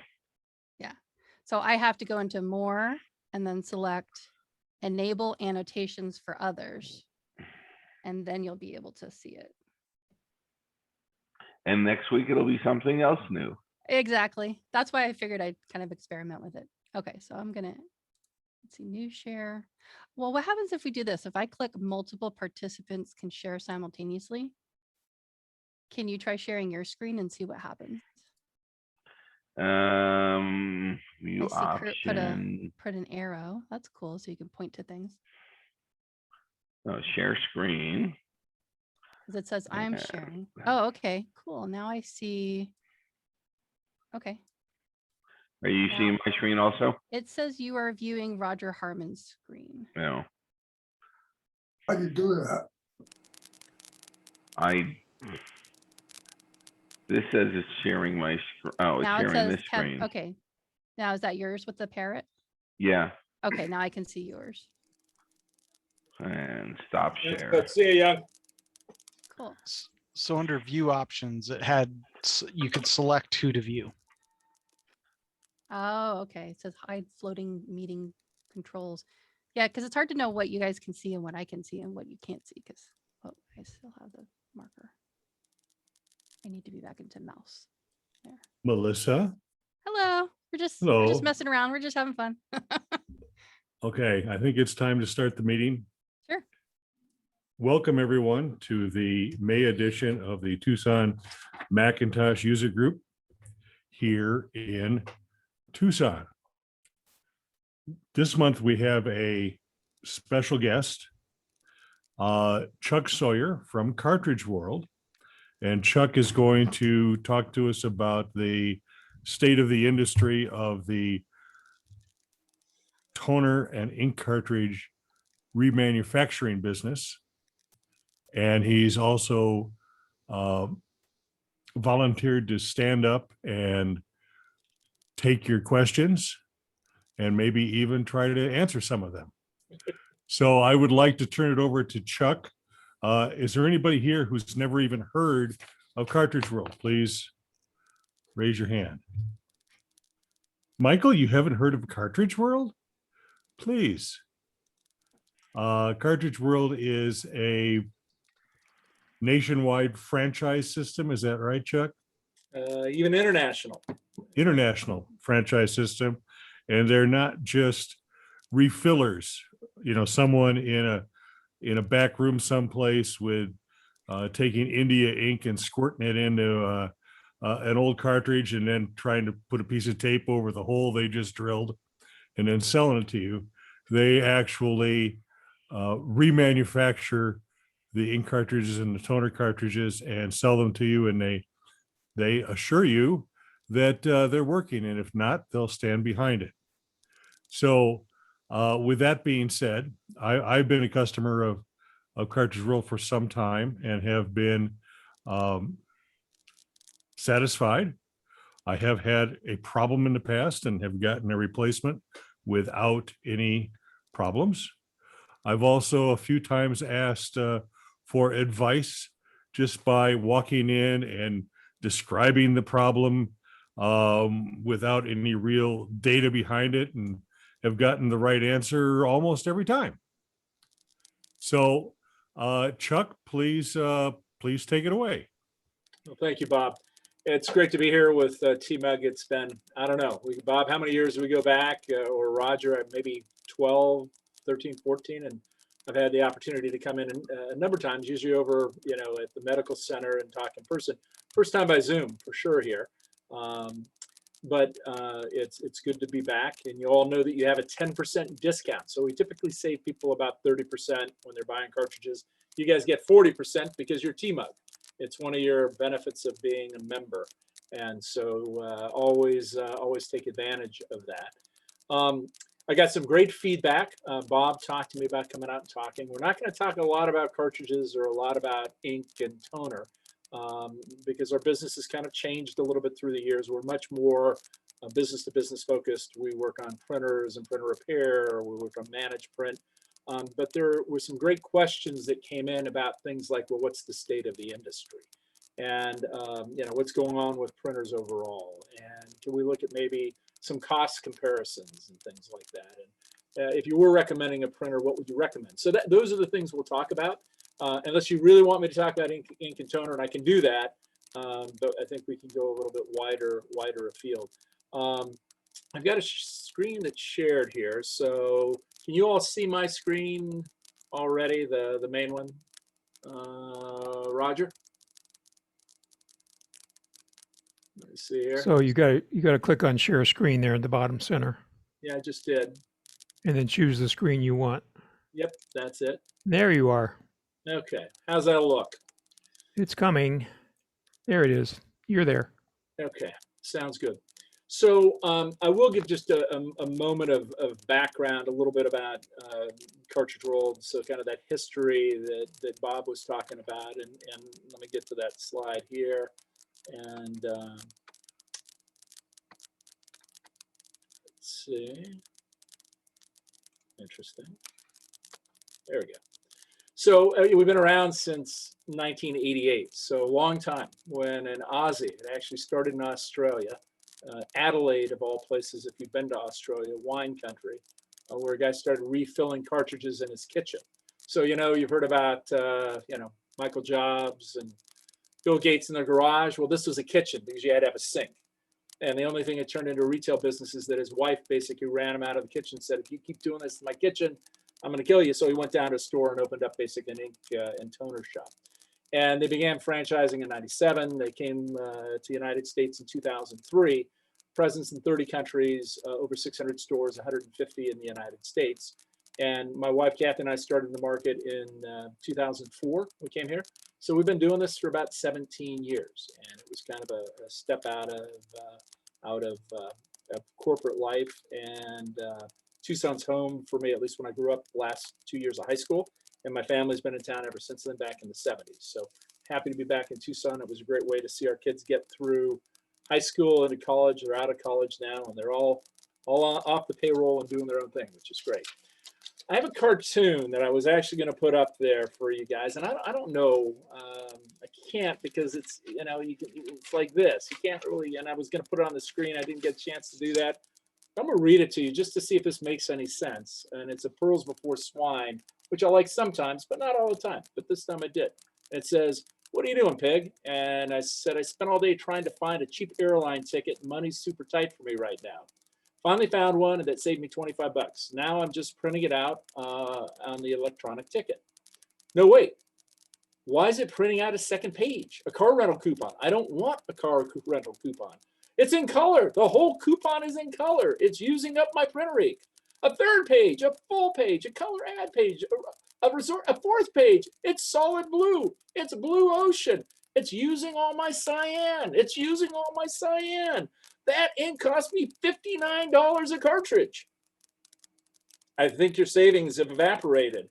Printer ink, the #1 cause of personal bankruptcy." So, you know, for an ink and toner guy, when you're an ink and toner, that's actually a pretty funny thing to look at and laugh about. So thumbs up or down. Would that be a good thing to include in this presentation or not so much? All right, good. All right, we got a laugh. So let's talk about numbers. So this is OEM cartridge sales price and a trend in the US marketplace. And one of the things that's good about being part of a franchise, and I'll share some data that's even more current on this. This is only 2016 to 2019. 2020, things started getting a little funky with COVID, and then it goes on to 2019. But what you're seeing, if you look simply at the blue line, you're seeing both laser on the left-hand side, OEM laser, and OEM ink. And you see kind of a dramatic increase in price. And I don't think it's any surprise to any of you that ink and toner prices are going up. It's being pushed by the manufacturers. The aftermarket follows that. The aftermarket typically discounts about 30%. We do off of OEM. If you go to Staples and Office Max, they discount at 17% off of OEM price. So OEM drives the whole thing. What you don't see in these numbers is the discrepancy about the amount, for instance, if we talk about ink cartridges, doesn't happen so much in laser, how much less ink they're putting in cartridges. If you all, who remembers an HP 45 or an HP 78? There's a big old cartridge called the Pork Chop. It was in an 830C HP printer. I'm going back 15 years. Who remembers something like that? Nobody, some? No, Roger, there we go. So that 45 or 15 HP cartridge held 132 grams of ink. And the color cartridge was 135 grams of ink. The most recent cartridges that are out, the HP 67s, high capacity XL, hold 4 milligrams of color, and they hold 3 of black. So it's a very sneaky way to have your, you're wondering why these cartridges go away. It's because they keep putting less ink in them. And that's, by design. And that's something that we'll talk a little bit more about as we go forward. But if you looked on to 2020, you would see the prices continue to increase. And because of COVID, prices have gone up even more because there's been a shortage of printers in the system because more people have taken printers back to home, either working from home or for kids doing high school, work from home. And because of that, you have people who are buying printers. One of the comments that came in that was from TMUG is, I had a friend who bought a printer and couldn't find the ink. And so they trashed the printer because they couldn't get ink anywhere. And we have customers coming in to talk to us about that. So let's shift gears a little bit off of ink and get to the broader market, which is in the US, what's the COVID-19 impact on the print volume in the United States? So a lot of good lines here, but if you take a look at the top line in this, you have got the office baseline, which is not at 70 billion. That's actually in a factor of 10. So it's 700 billion pages in the United States printed in a year. And the yellow is a combined baseline. What's interesting is if you look down at the bottom blue line, you get an idea of how big the household market is. And really, it's only about 50 billion pages. So you have a vast discrepancy about the number of pages that are printed at home and the number of pages that are printed in the office environment, mostly having to do with much higher speed machines, more machines, etc. If you take a look back in April last year, you see where it all fell completely right off, off the page. You got these great parallel lines going across 70 billion. You had the initial estimate, which came out, in 2020, that said that the office number was dropping to basically the gray line there. So you would have gone from essentially 700 billion pages down to about 450 billion pages. It was further reduced down to about 300 billion pages. It's a huge, huge change. The people who really got hurt and hit by this are the copier companies, right? Copier companies, you had tons of office buildings that people weren't there, weren't going in, weren't printing, but there's agita in the marketplace because those are all on contract. They continue to charge all of their customers for the printers. There's minimums per month, and that's the only way any of the copiers stayed, businesses stayed in business, is they continue to charge. Now, as those contracts come up, you've got a bunch of dissatisfied customers that are out there who are saying, I'm never going to keep a copier again. And they might have some options and they might change. Now, it wasn't every copier company, but people had to keep the doors open, and you have a legitimate contract, you charge for it. So that's what happened there. The thing that's also interesting, though, is you can take a look at the orange line at the bottom. That's the bump up that you see in the home market in terms of pages being done. So 50 billion home pages in 2020 baseline, 128 million households in the US, 400 pages per household per year. But it's not per household. Because if you look at the data and you look a little bit closer, if you go back to 2009, 84% of households had a printer at home. If you go to 2013, that dropped to 79%. If you go to 2020, 62%. So you've had a move of 22% of households who've dropped a printer in the last, from 2009 to 2020, 11 years. That's part of why we're not in the retail business as much, as there's a lot less retail business that's out there. That's a big move in the number of people who have printers at home. And Roger, do I wait for questions or just ask for questions if there are any as we're going through? Yeah, just pause after a major point and see if there's any questions. And if you have a question, put it in the chat. Yep. And put Q in front of it so we can make sure we know it's a question, and then we'll get to those as soon as we can. Cool. So, I don't know if that's interesting at all, but there were some ideas of what's going on in the industry. And as you can see, it's a big flux, period of flux driven by COVID. What is interesting is that we were open the whole time through COVID. Ink and toner is an essential service, and it's not really what we do, but the people who we service who are essential. And so we were able to keep our doors open the whole time, but it wasn't easy. But we were there and we didn't close, and we helped out people as we could. If you talked about, let's see, I don't want to hit you with many other numbers. Okay, so what has happened is when you see these volume pages going up, those are the new, people who are coming into the household bringing printers back. I don't know if that 62% now is 70%, but it has gone on. So, and anyways, to put this all into perspective, we moved from 700 billion pages to 322 billion pages through COVID on an annual basis. So this might be a little bit more interesting because it might reflect on some of your businesses or some of the things that you all do as well. It's working from home. So what % of people worked from home during COVID, and what was the impact on printing?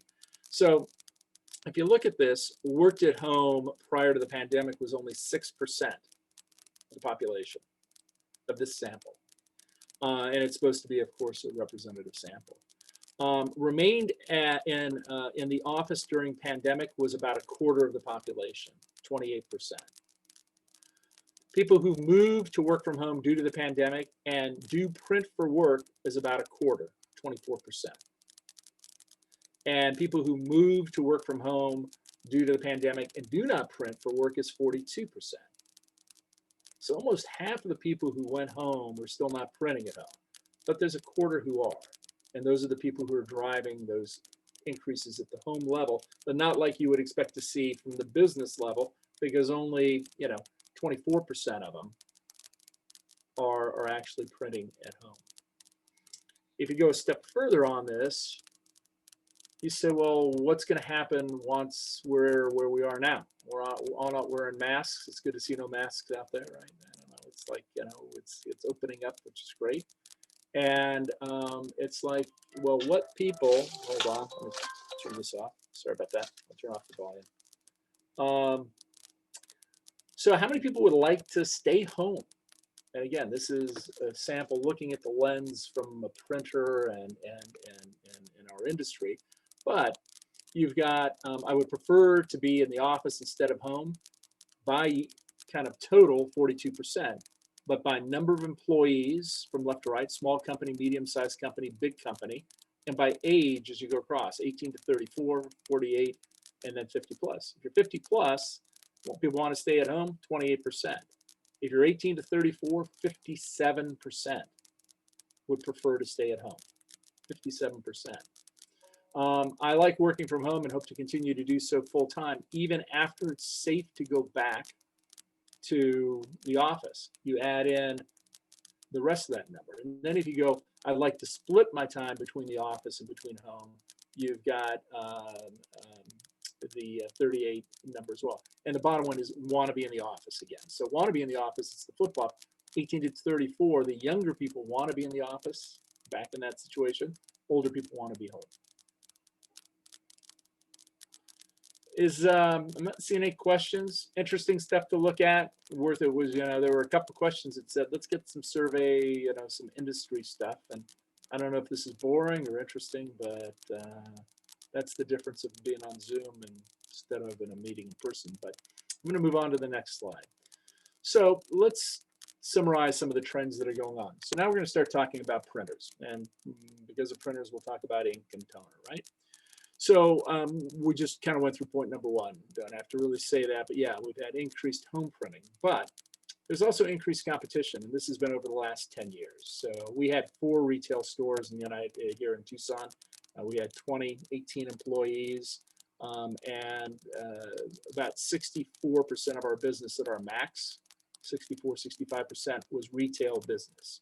And in about 2012, 2013, that started to screech to a halt. And the biggest impact on that was two things. One, we saw the decreasing number of home printers, but the other thing we saw is this little thing called Amazon.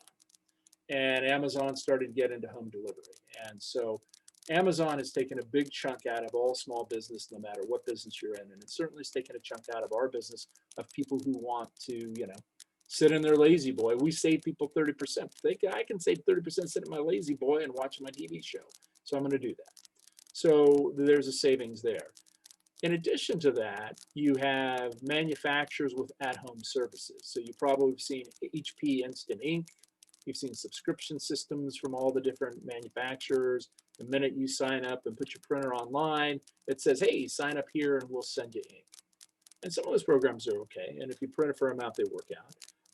There's also some things that aren't as cool. I'll speak specifically about HP.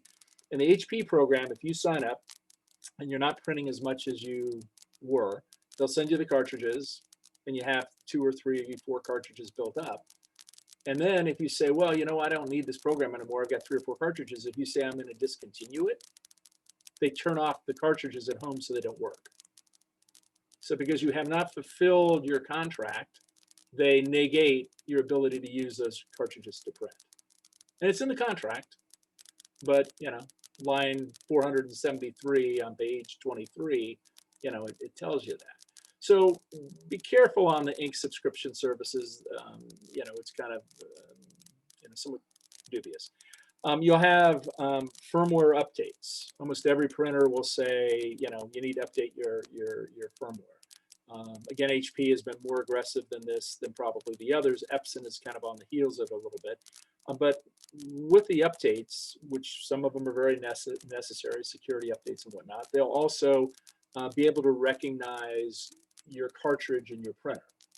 You know, back when we got in this business, cartridges were essentially pretty, you know, pretty binary. They're pretty stupid. It's a cartridge in, and that's all it is. Now, because of a chip, they can tell if the cartridge is an OEM cartridge, a refilled cartridge, how many pages it theoretically is used, and they can change a code and make a cartridge not work, which then sends a group of people back into our store to say, my cartridge says it's not working. Well, it's not something that the cartridge did on our side, it's something that the manufacturers do. And they've lost some lawsuits on this, and it's in litigation.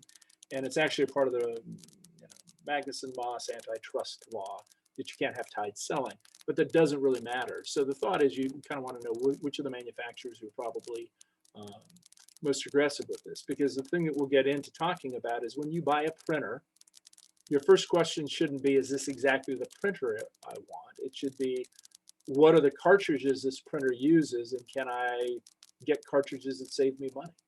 Because at the end of the day, in your total cost of ownership, your cartridges are going to cost a significant multiple of the cost of the printer. Except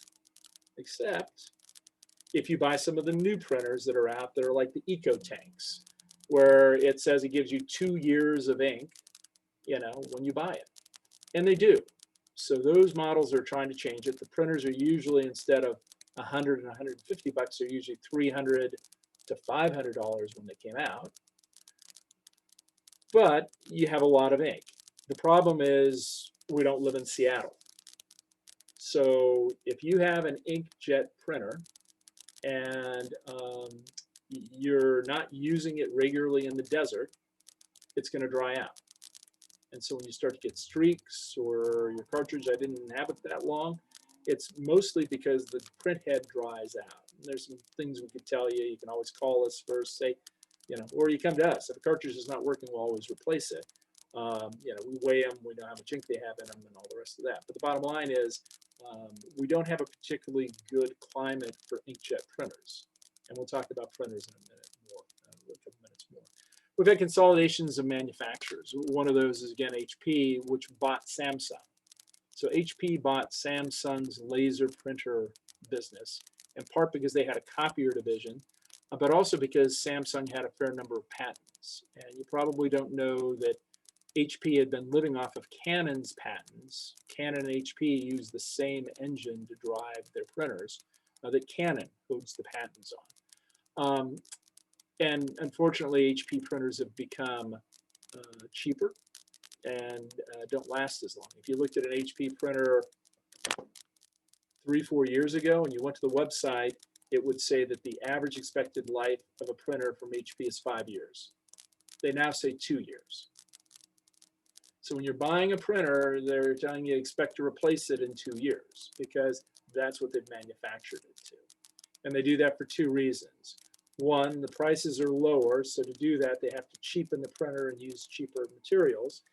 But the second is aftermarket can't really replace OEM cartridges because of the chips for anywhere from the shortest of 6 months to 18 months for the aftermarket to figure out how to knock off the chips. So every time they launch a new printer, which they're doing more frequently, they have a period of time that they can exclusively have you buy OEM cartridges, which is where they make their money. Chuck, we have a couple of questions in the chat. Okay. Do you have your chat window open? Can you see that? Yeah, let me take a look here. I'm looking. I've got this one. Where is? It's not seeing it here. I'm looking up here. Where is my chat window? Record, leave. There's chat. 7. Wow. Okay, cool. Let's take a break and answer some questions here. Please mute your microphone. Good. Here's the first one. Okay, how to keep inkjet from drying out in Tucson. 2 things. So don't buy too many inkjet cartridges if you don't use them all the time. So where's Melissa? Melissa? There you are. Melissa. Okay. So if you buy a backup, keep it in the back and put it in the fridge, in your refrigerator. In like the hydrator section, they have that section where you're supposed to put vegetables and stuff that has the highest humidity. That's the best place that you can put a cartridge, an inkjet cartridge, to have it last longer. An OEM cartridge will last longer in a package because it's vacuum sealed, but even those cartridges will lose weight sitting in a package in the desert. Don't put it in the freezer. We had one customer who came back with a cartridge and said, well, you said the fridge was good. I thought the freezer would be better. It actually worked. It just took a few hours to thaw. Yeah, that's you know, put it in the fridge and don't buy too much at one time. So, you know, figure out how much you need and buy one backup and then just keep turning them over. Does Cartridge World offer something like HP's e-ink subscription service that doesn't render unused cartridges useless? I'm thinking about home users who print a lot but don't know how to forecast how much yet, still want something delivered to their home so they don't run out. That's a great question.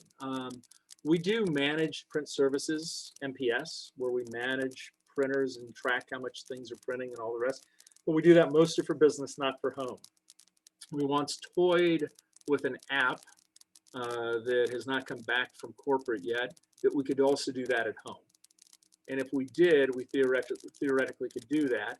And then your delivery, instead of being through the mail, which is another thing, inkjet cartridges don't mail very well, especially refilled ones in our summer months. We deliver same day or next day. There's one more question in this that's actually, and this is Melissa as well. Okay. The other part of this question, Melissa, is that, you know, when your printer says that you have half of your ink left, do you think you really have half the ink left? Why do you think that is? Anybody got an idea? I think it's just marketing and manufacturing, and I think they lie. You think they lie? I think you're right to a degree. They do lie, but what they do, it's not like you know, a gas tank in a car. Gas tank in a car has, you know, an actual, you know, fuel gauge that tells you how full the tank is filled. They don't do that with cartridges. So cartridges, they fill to a certain amount of grams. And then the industry estimates that a page coverage is 5% of a page. So if you want to think what 5% of a page is, take a piece of paper and fold it into 1/20th. It ends up being about that big. And if you did that, that's the coverage of 5% on a page. Or if you wanted to think of it in terms of text, it would be double spaced a single line of text from top to bottom of the page with full margins. That's 5% of a page. So the first picture you do, the first graph you do, the first pretty little thing like the globe at the bottom of this that you do, now you're using 20%. And the printer doesn't know the difference between one page with 5% and a page with 25%. All it knows is that you printed a page. So it's really just an estimate of how much ink you have. And that's why sometimes you'll have it and it says it's half full and it's out. Or sometimes it'll say that there's nothing left and you're still printing. And when it says it's nothing left, you're printing less than 5% of a page. So it's just an estimate. So that's what that one would be. That's kind of your question within your question, but not really knowing where you're at. It's because that's it. Which printers do you recommend for desert living and the average home consumer? Laser printers, and we're going to talk about that in a minute. I've got some examples for you. Okay. Let's see. We talked about reduced page counts already. Less centralization. This is a thing that is interesting in the business is less centralization of printer assets. There's more distributed printing and increased scanning of documents. So one of the big things with you can get multi-function printers that are fundamentally different now than they were 5 or 10 years ago. Much faster, much less expensive, much more capable. We replace now copiers all the time with $300 to $400 multi-function printers that people walk away from $150, $200, $300 a month for a printer that they could buy in a month or 2 months because they only print 3,000 to 5,000 pages or 10,000 pages a month. They're not printing that much. They don't need this big box. All right, I do have yet one more chart for you, but I promise it won't be too much here. So who has market share? So this is going to market share. You say, okay, you have a category, which are printers. This is A4. They're A3, A4. A3 are big copiers. They can do ledger 11 by 17. Everything else in the world is an A4, 8.5 by 11, 8.5 by 14. And HP owned 48% of the market in 2018, and they've been very aggressive, and they've grown to 56% of the market in 2019. I don't have any current 2020, 21.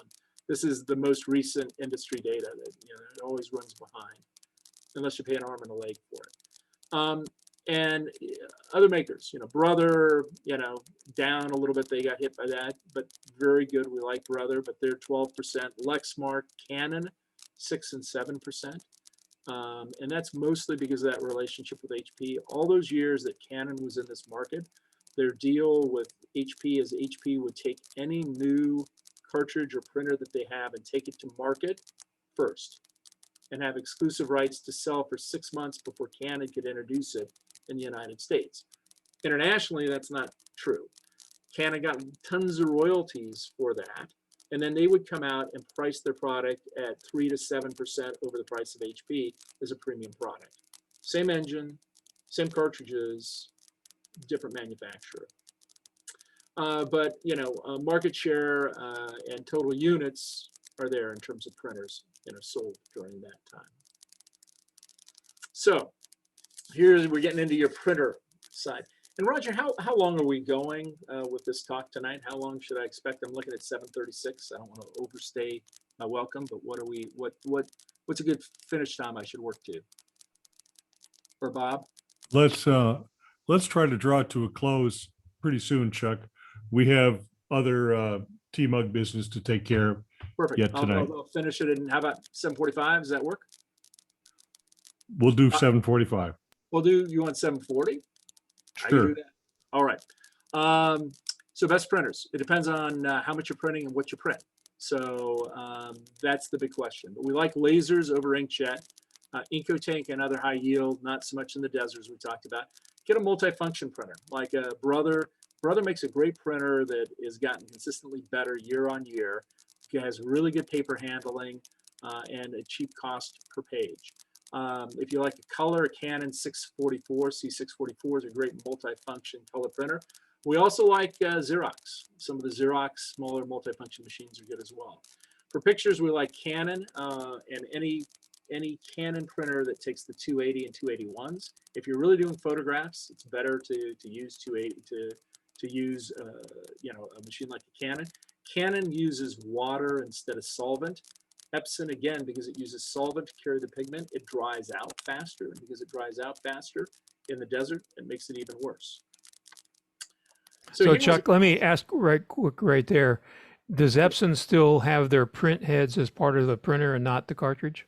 Yep, so does Canon on those. And if you're doing photo printing, you want to have separate tanks.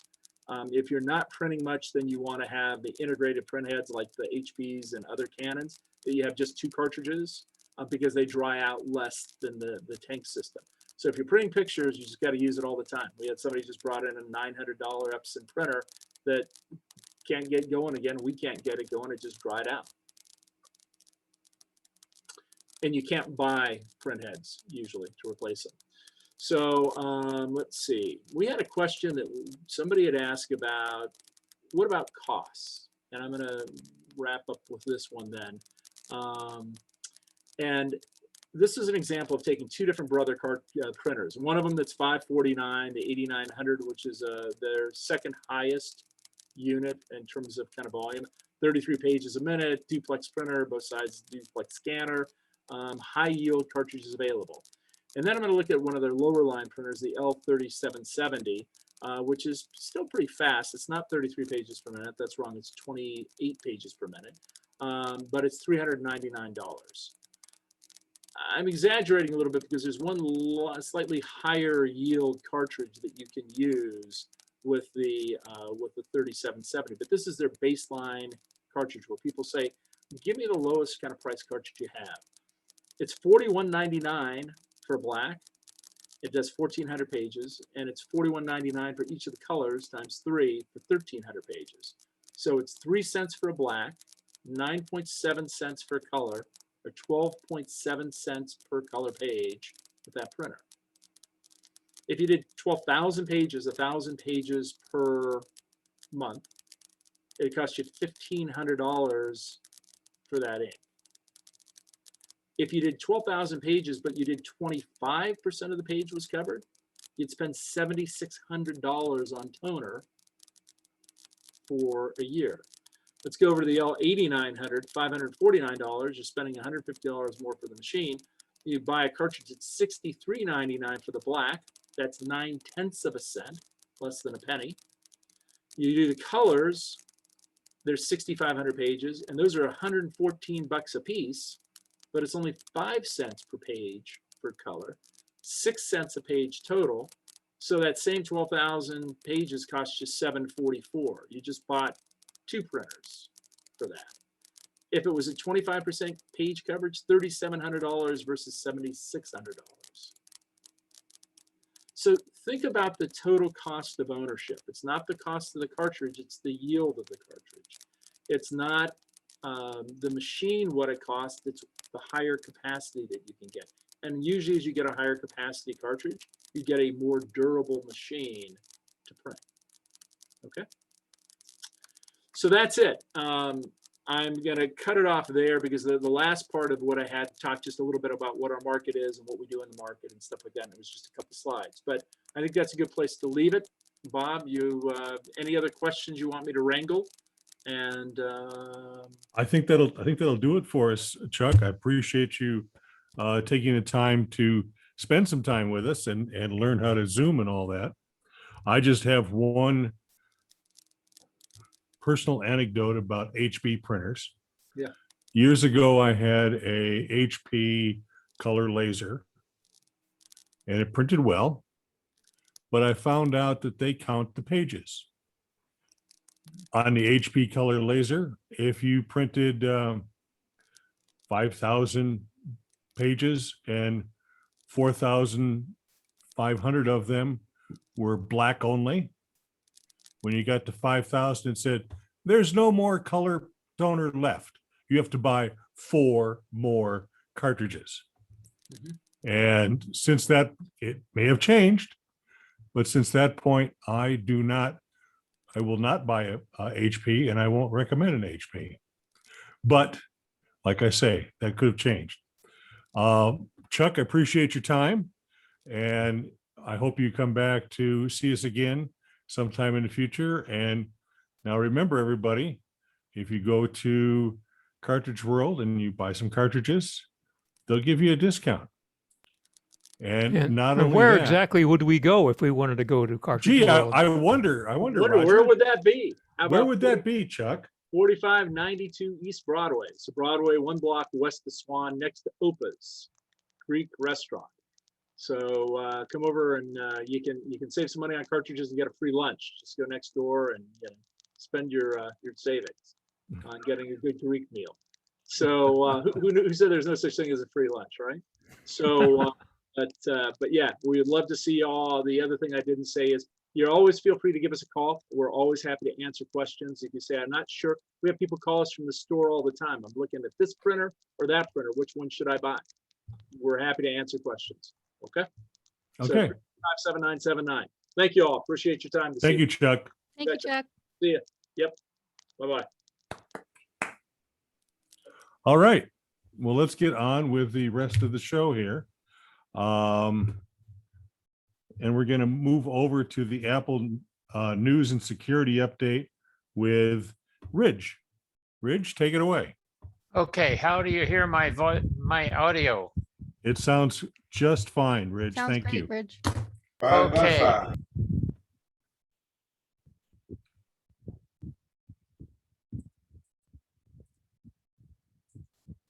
Okay, let me rearrange the video. Okay, here we go for May.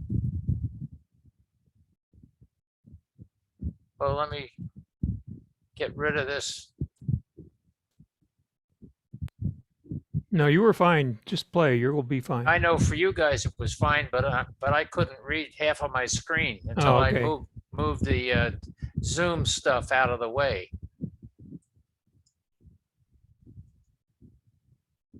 Okay, here's for May, and of course we start with the. Well, once again, I gotta get rid of these these things that block my screen up. Are you playing in a window? Yeah. When you go up to play, don't hit play there. Go up to your menu bar and choose play in a window. See if that works better.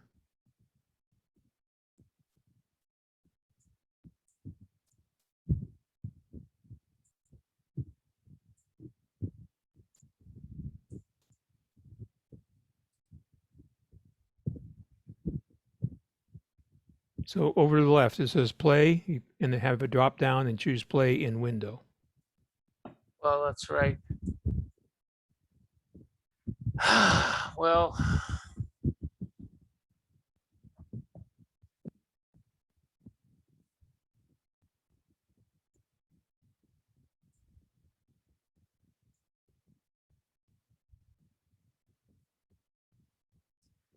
anyway, I just I'll start with the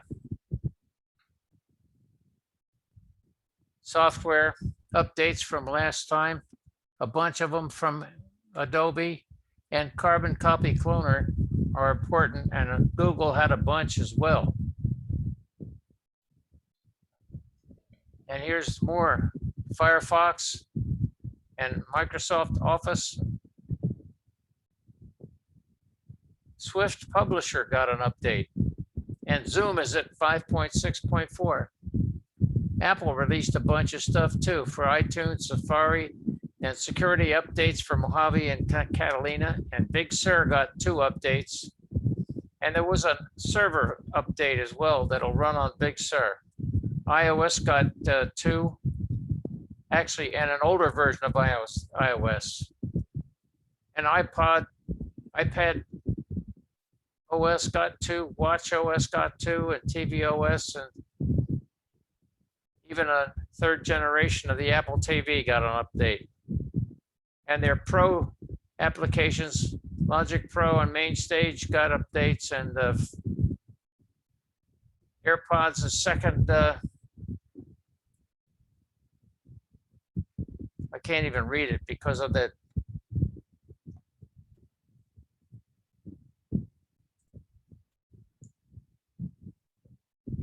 Okay, Rich, we can read it. Okay, the firmware update for AirPods, the 2nd generation, and the AirPods Pro got a firmware update. And coming now in beta, we got a Big Sur update on iOS and iPad and tvOS and watchOS will all get updates, and they're pretty close to being released. As far as repairs and maintenance go, Apple Care Plus, you can now get it for more than just 3 years. You got to do it during the 30-day period at the end of the coverage of your present coverage. And it auto renews annually until it's canceled. And they're potential for the second quarter. They're up on every category. And even their dividend was up 7%. And here's some of the miscellaneous stuff. Delta Airlines is going to be giving every one of its flight attendants an iPhone 12 that's got 5G. And those new 24-inch iMacs, iPad Pros, and Apple TVs, pre-orders are all right now, and they're probably going to be available and to arrive on Friday. And CNET put the Apple AirTags to test by freezing them in a block of ice and putting them through a clothes washing machine cycle and dropping them in a group of keys from a height of 6 feet. The AirTags survived it all and worked perfectly thereafter. And now iFixit.com took apart the AirTag, and they found that there's enough room to drill a small hole in the rim that could be used for keyring loop. And they found that when they drilled that hole, it didn't damage any of the stuff that makes the AirTag work. But we don't recommend that. No, well, we don't recommend it for us to do because we're not the professionals. And here's another item under miscellaneous. watchOS 7.4 is too big to install on Series 3 Apple Watches. And Apple says you got to unpair it and then start it off as a new watch and immediately update to 7.4. And then others found that the watchOS 7.4.1 version is smaller and it installs easily on Series 3 watches. And there's several reports that the Catalina security update breaks OpenCL code inside the Catalina operating system, causing third-party software that uses OpenCL to break. Now, after the release of iOS 4.5, a massive amount of online complaints appeared concerning the damage that 4.5 caused to the Apple Podcasts app.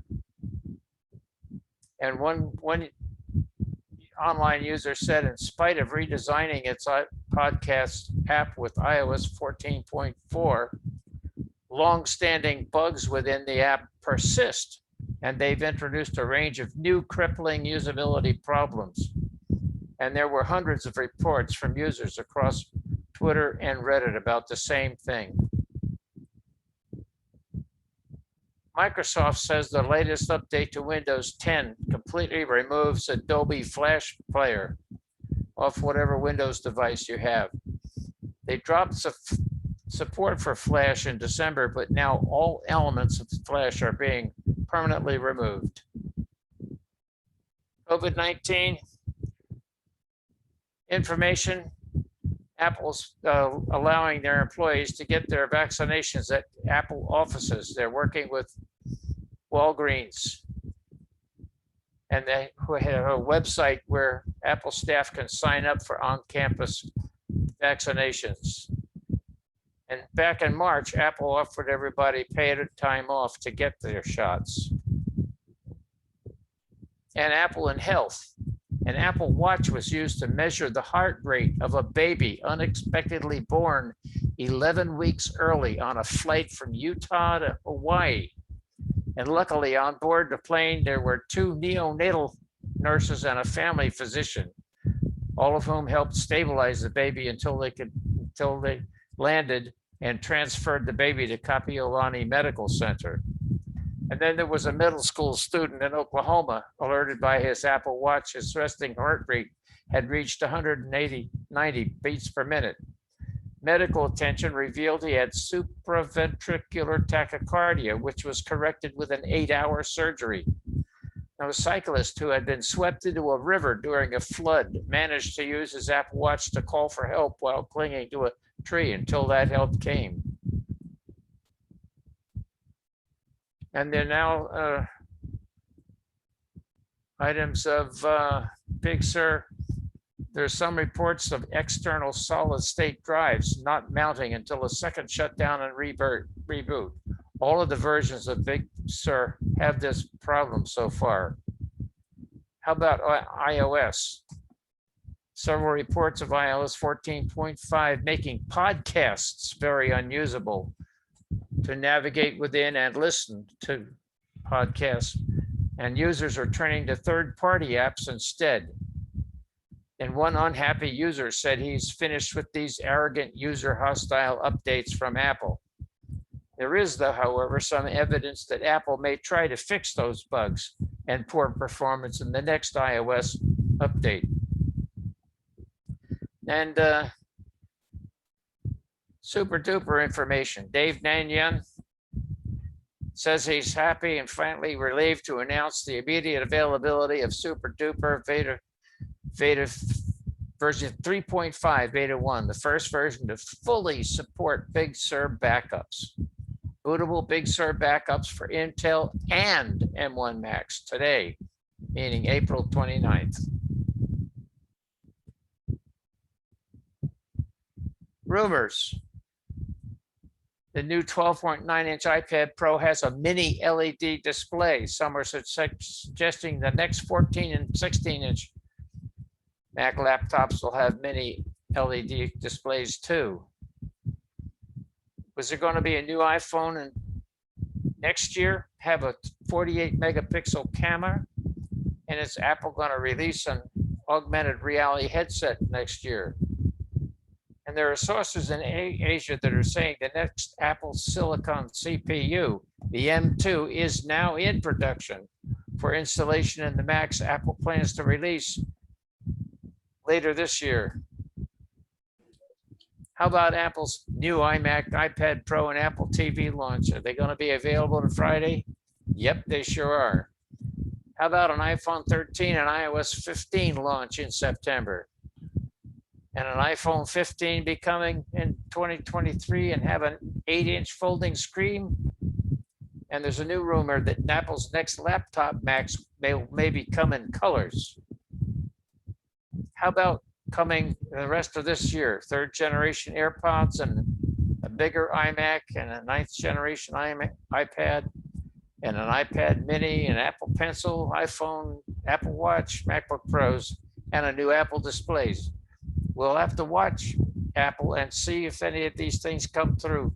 But these are the current rumors floating around the internet. And of course, we are. Ridge, we're running real long here. I Let's know. I don't move forward and I don't have a lot for this section. The Okay. security. All we have this time is software that included security fixes, and these lists are all posted in the show notes section of the TMUG forum, TMUG Talk forum. All of these are posted there, so you don't have to memorize them. Apple's as well, and Microsoft as well. And this has been posted on the show notes, this section about the best virtual personal network information, the best one for the Mac. That's available on show notes. The software updates were all posted on the newsletters, so you don't have to memorize those either. So thanks a lot and stay safe. Bye-bye. Thanks, Ridge. Thank you, Thank you, Rich. Reg. Appreciate Rich. it. We are running late to the point where I think what I would like to do is move forward to Tony and have him tell us about a little more in depth from the April Apple event. And then if we have time after that, we can take care of some of the other things we had planned. If not, we will incorporate them in future meetings. So Tony, are you ready to take it away?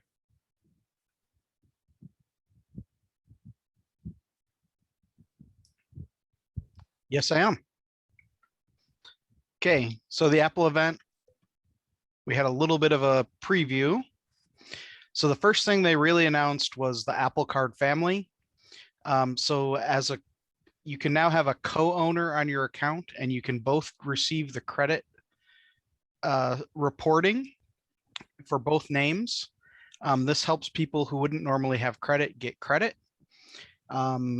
Anyone over 13 in your family can spend up to a transaction limit. If you are over 18, they can receive their own card. If they're over 18, they can also opt in to build their own credit. Anyone who is over 13 and spending, you can set a separate transaction limit by the owner. So, right, the kid only gets 20 bucks a month or 50 bucks a month to spend, and they won't be using a physical card. They'll only be using Apple Pay. Next thing they announced was podcasts. So there's now a new app. The biggest thing that I saw was they've now changed it so that you can have paid subscriptions. And so they changed the wording to say follow if it's free, and it's a subscription if it's paid. The subscription allows people to do premium things like giving you ad-free or early access to the podcast. And another nice thing is you can the creators can have channels.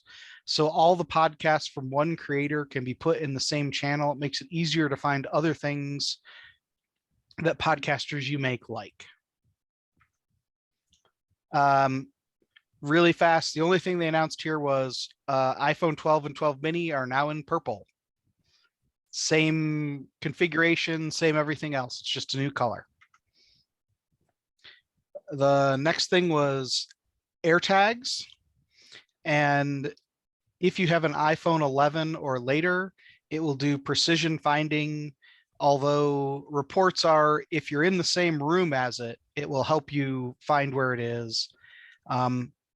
Some of the security things that Apple did, if there is an unwanted tag or a tag that is not tied to your iDevice, it will give you an alert on your phone saying there's a tag in your possession that doesn't belong to you. They also rotate the identifier I think it's every 15 to 30 minutes. That limits people from saying, oh, I've seen this AirTag before. If you go someplace else the next day, it doesn't have the same identifier. So that limits how much people can do for tracking.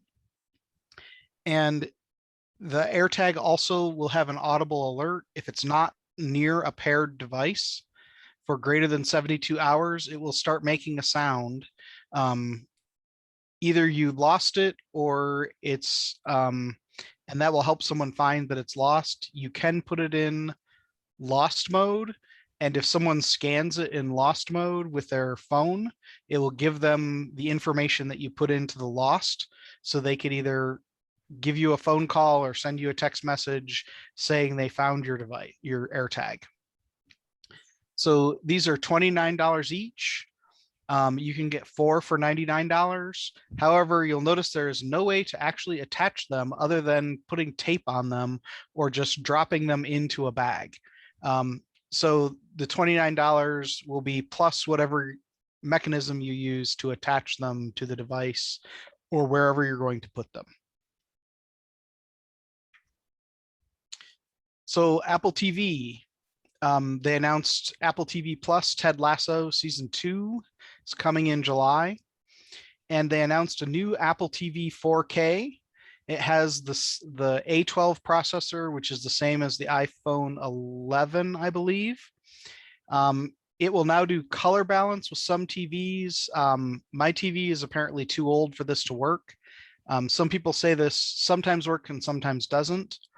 The biggest thing I think is there's a new remote, and the outer ring on the new remote lets you scrub forward and backward quickly through video. So if you miss something, you can just scrub backwards real quick, or you can pause. I think this new remote will be a lot more usable than the current Siri remote.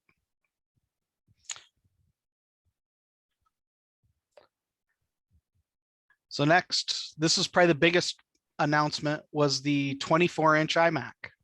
Looks a lot like the original, the old iMacs, except it's now green. So it has an M1 processor, the same configurations as the MacBook Pro, and Mac Mini. The display, however, is now only 11.5 millimeters. The display is a 4.5K Retina display, so between 4K and 5K. There are now colors, and on the next page, I'll show you what all those are. There is a upgraded 1080 full HD FaceTime camera on the front. There is a magnetic power connector on the back. And there are now 6 speakers in this for audio, so they did some improvements there. The base model has 2 Thunderbolt/USB 4 ports. And if you don't get the base model, you get the middle or the higher end one. It's an additional 2 USB 3s on those machines. Those are shipping now. When I checked on Sunday, you would get it in late June if you ordered it on Sunday. It's probably pretty similar to that right now. So it is about a month and a half to get an iMac. So here are all the colors, and you can see how thin that display is. It's on the stand.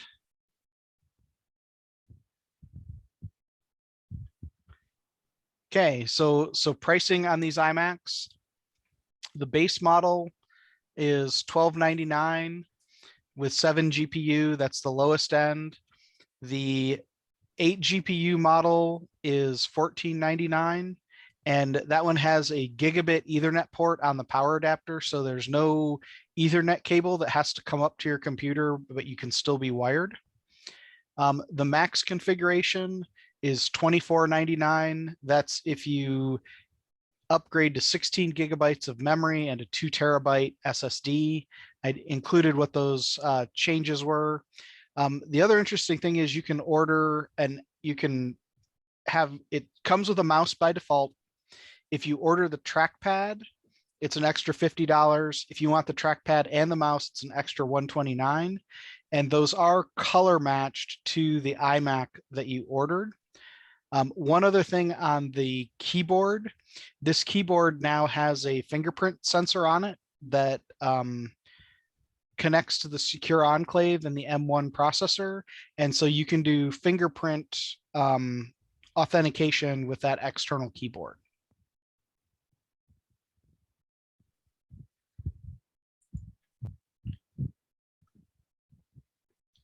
The final announcement they made was the new 2021 iPad Pro. And what they have done is they have put the M1 processor, the desktop class processor, into the iPad Pro, both an 11 and a 12.9 inch. They have a new ultra wide camera. It has 120-degree field of view. And what it does is it doesn't actually show the full 120 degrees. It detects where there's a person and keeps them centered in the display. If another person walks in, it'll try to keep it centered on both people. They're calling this center stage. It means you can kind of leave your iPad and then you can still move around a little bit, walk around and talk to someone or show them. Their demo was kind of someone cooking in a kitchen, kind of walking around and showing what they were doing, and it kept them centered in the screen. The 12.9 inch iPad Pro includes a display that is in quality, similar to the $5,000 XDR Apple display. It has, I believe they said 10,000 mini LEDs and 2,500 different lighting zones in the back to do the brightness. It now comes with 5G wireless, and they replaced the USB-C connector with a Thunderbolt connector, and it will support an external display over Thunderbolt.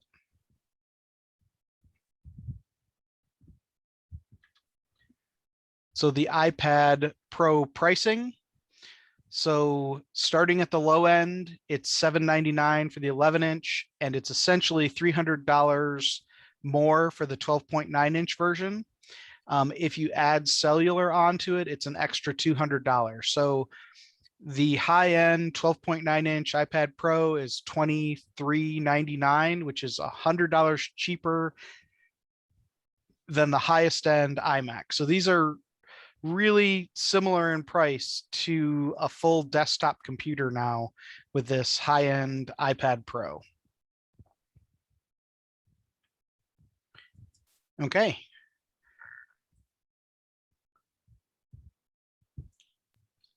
Thank you, Were there Tony. any questions? You get any air tags yet, Tony? I do not have air tags yet. I have tiles, Oh, okay. and I have ones with replaceable batteries. So I will probably be getting air tags at some point, but I haven't got them yet. Okay.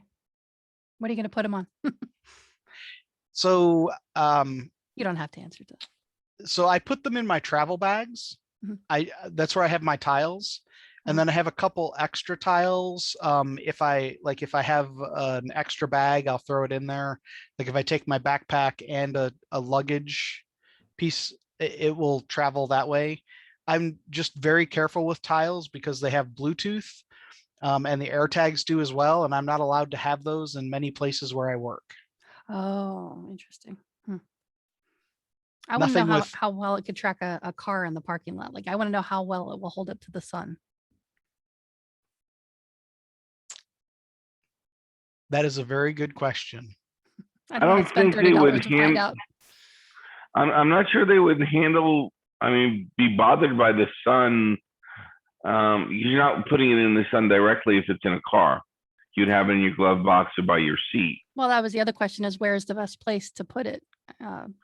Jonathan Brown from MacGeekib and I are conducting some science, some real good real world science over on Twitter if you want to follow it. And he's been doing some testing with range and location. And he started out with it on the back of his rear view mirror. And I said, well, that might be great for you in Connecticut, but I don't know how that's going to hold up in Arizona. I think on top of your visor would be the best place for That's it. what I suggested next. Yeah, I have like a little strap. I was thinking about putting it in there. Right.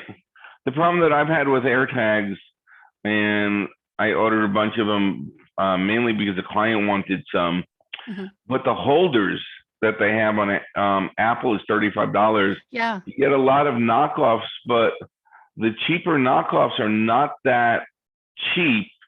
And to be honest with you, anything made that they say that's made out of rubber, your AirTag will fall out of it within a day or two.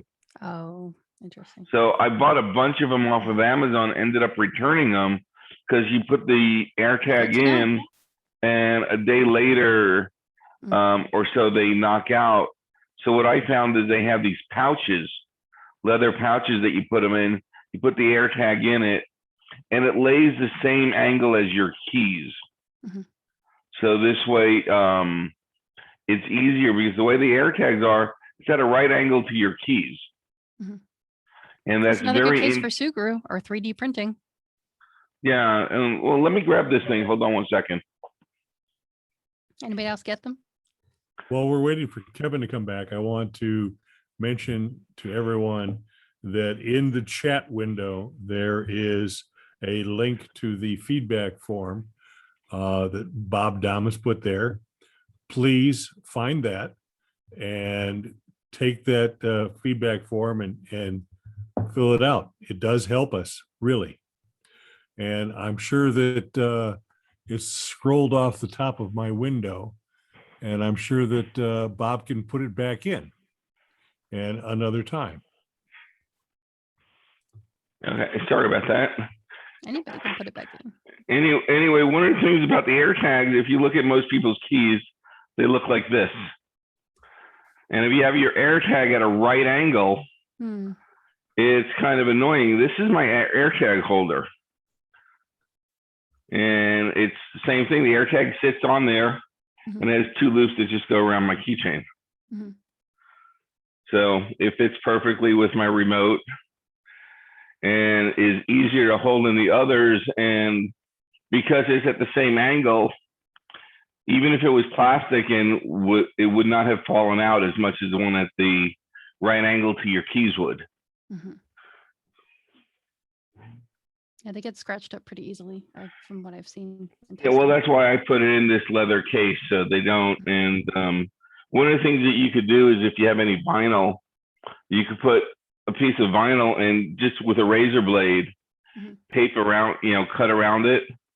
What So about you have packaging tape? Huh? What about packaging tape? Yeah, anything just to protect it. I used a piece of vinyl on mine when I put it in the first one, and they still fell out. So. Who's getting a colored iMac?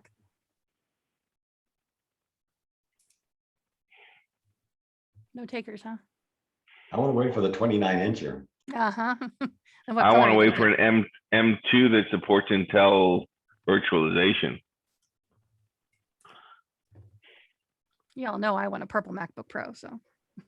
You go with your purple phone, right? Yeah, well, the purple phone came out too late. I had put a case on it anyway, so it's kind of pointless.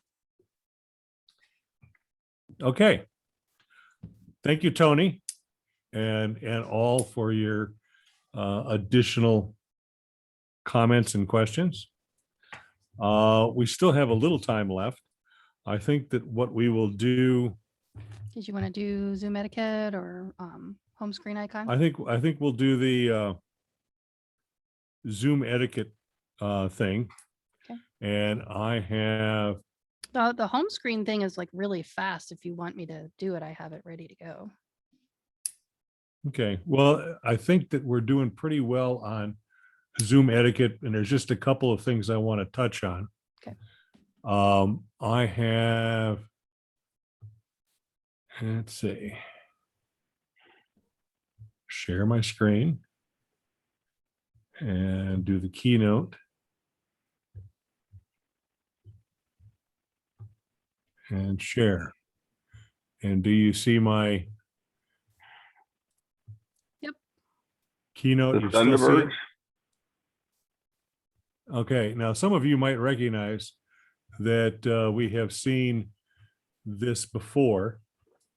And I'm just going. It's black now, Bob. Okay, I'm on the wrong. No, you're supposed to say that's part of it. Because we have seen that before.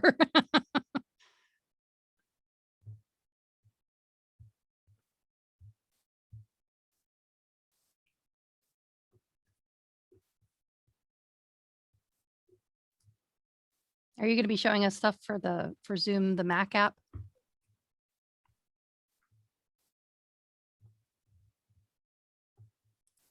Okay, let's try play slideshow in window. And then in Zoom, share screen. Are you seeing it now? Yep. Yes. Settings panel. Okay, I'm going to go through this very quickly. This is you've seen this before, and I've taken a bunch of the slides out, but there's some things I want you to see, and this is in the preferences. This is edit my profile, and that's where you set like your name. And one of the things that we would really like here in TMUG is that you use your first and last name with a space between them, if at all possible. And such as Michael Preet, you could use a space, you could use a couple of capital letters. Same with Luis. and there's an easy way to change that. In the gallery view, if you go to the upper right-hand corner of your own picture in gallery view, you'll be able to click on there and edit your screen name and do other things like stop the video and rename is at the bottom, and that's where you would rename it.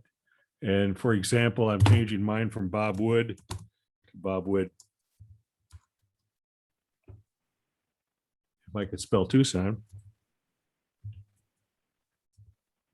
Now I'm Bob Wood Tucson.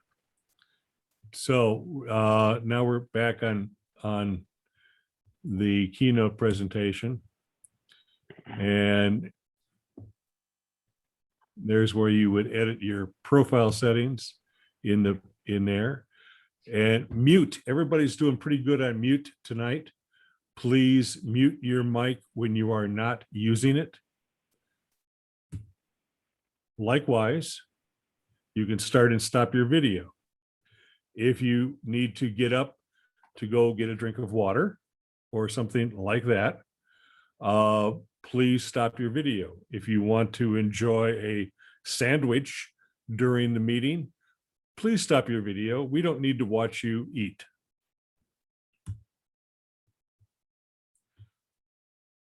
I would also recommend that you can open the participants sidebar if you want to see who's here. And I always do that, but more importantly, it would be important to raise your hand, and the chat is very important. Is there anybody here who does not have the chat window open? If you don't, please open it up, because you're going to get some messages. We have a whole bunch of messages in there now, including 2 links to the feedback form. And you can have the chat sidebar added to the side of the window, or you can have it be a separate window, whatever works for you.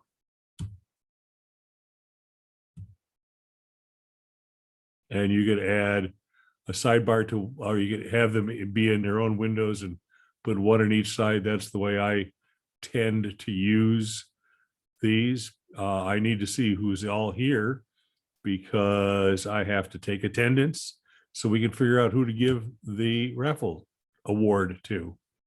You can go into full screen. I tend to not use that because I want to see the grid of people as well. I think that is it for am I back away from sharing the screen now? Yep. Okay. A couple other things. Mute your audio when you're not there. Stop your video. Turn off the ringing of your phone. Try to do those things that you would do if you were in a movie or a live performance or so forth, just because it's polite. Melissa, what did I forget? Does anybody have an iPad or any iPad questions? Because I have iPad stuff ready if you would like to see it. Doesn't look that way. Okay. I am happy that Diana Mueller has found a microphone. So it's my understanding, Diana, that you are using a Mac Mini, so you don't have a camera. But if you have a headset or a microphone, you are able to at least ask questions and so forth. You did that during the Ask the Experts area, and we're happy that you did. Also save the And Michael, chat. thank you for editing your name. That's more like what we would like to see. And I have a question go ahead, Jerry. kind of related to Melissa. Melissa, I've seen at times you have a still picture of yourself instead of a video feed. How do you get that? And how do you tell Zoom which still picture to use. So that's all in the preferences that Bob was showing before under the edit profile. It's probably going to be up in there. Bob, Yeah, if you wanna- can put a picture in there of anything you want. Mark Yarnish has a picture up, and I can stop my video and my still image goes up there. Mhm. So Jerry, on a Mac, if you go into the Zoom preferences, do you see on the left-hand side where it says profile? Because it's not very obvious. You have to hover over the square in the center, and then there's a little icon that looks like a pencil inside of it, and you would click that.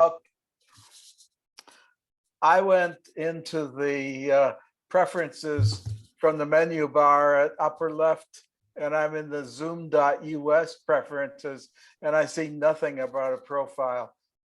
So do you see general on the left-hand side in the upper left-hand corner where it says settings? Yes. Okay, so look down the left-hand side, and there's 1, 2, 3, 4, 5, 6, 7. It's about the 8th one down, and it's called profile.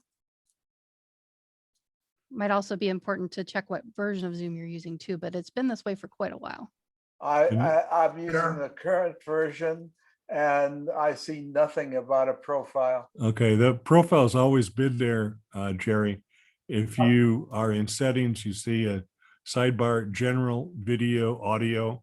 You seeing that? Yes, yes. Share screen. Share then screen, chat, background, recording, and then profile. profile.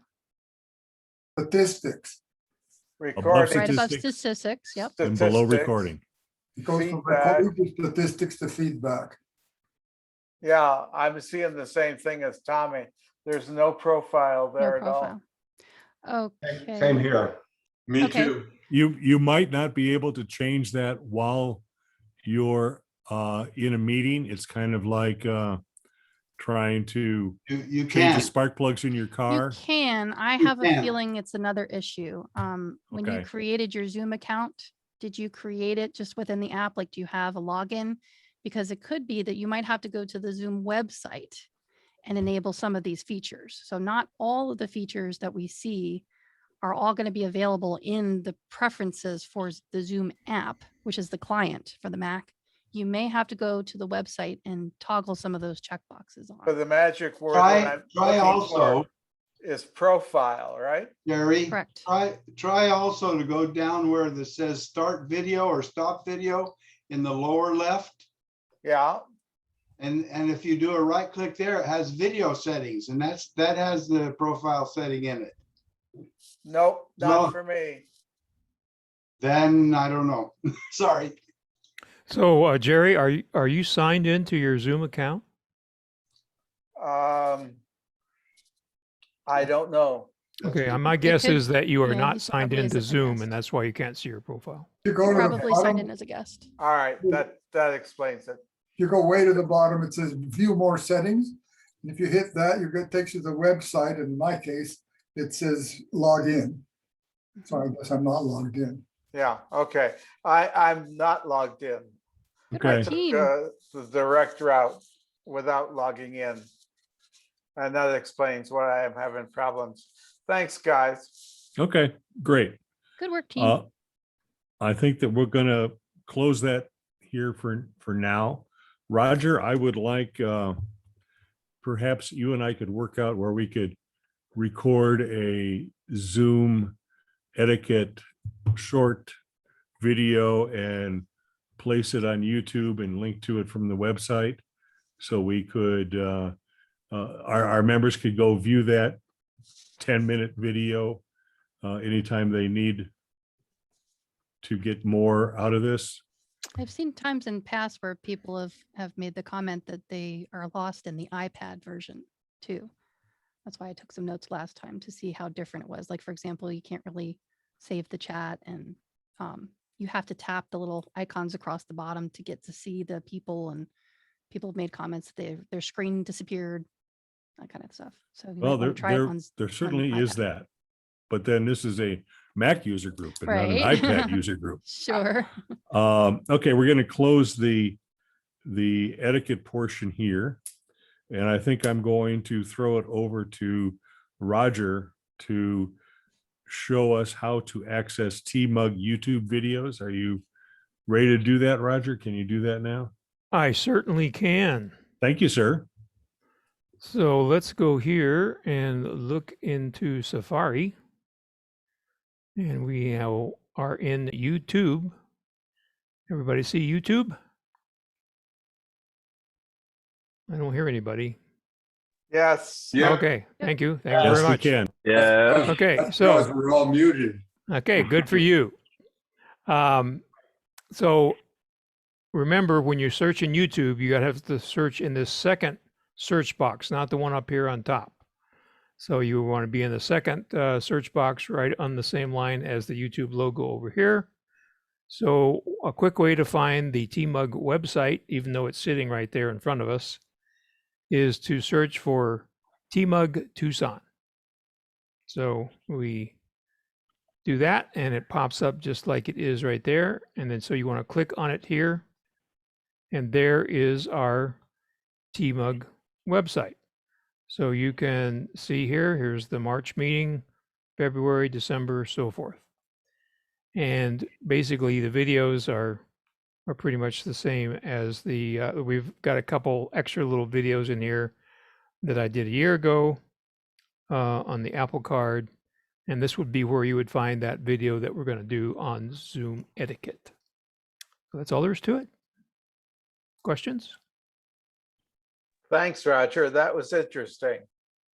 Another way to get to that is going on the TMUG website and go to the social media page, and there's a link right to the TMUG YouTube channel. So whichever way is more convenient for you and easy to remember, that's the way you ought to do it. And Bob Doms, I think there's a link in the newsletter every month as well. Is that true? Bob Doms? I think he ran away. Oh, okay. Which means that if he won the raffle this month, you just give it to me. Oh, okay. Thanks, Kevin, for your generosity. He's there in the grid. He's there. So, but he's muted.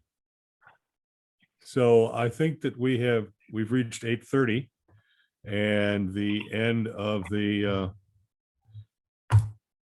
normal portion of the meeting.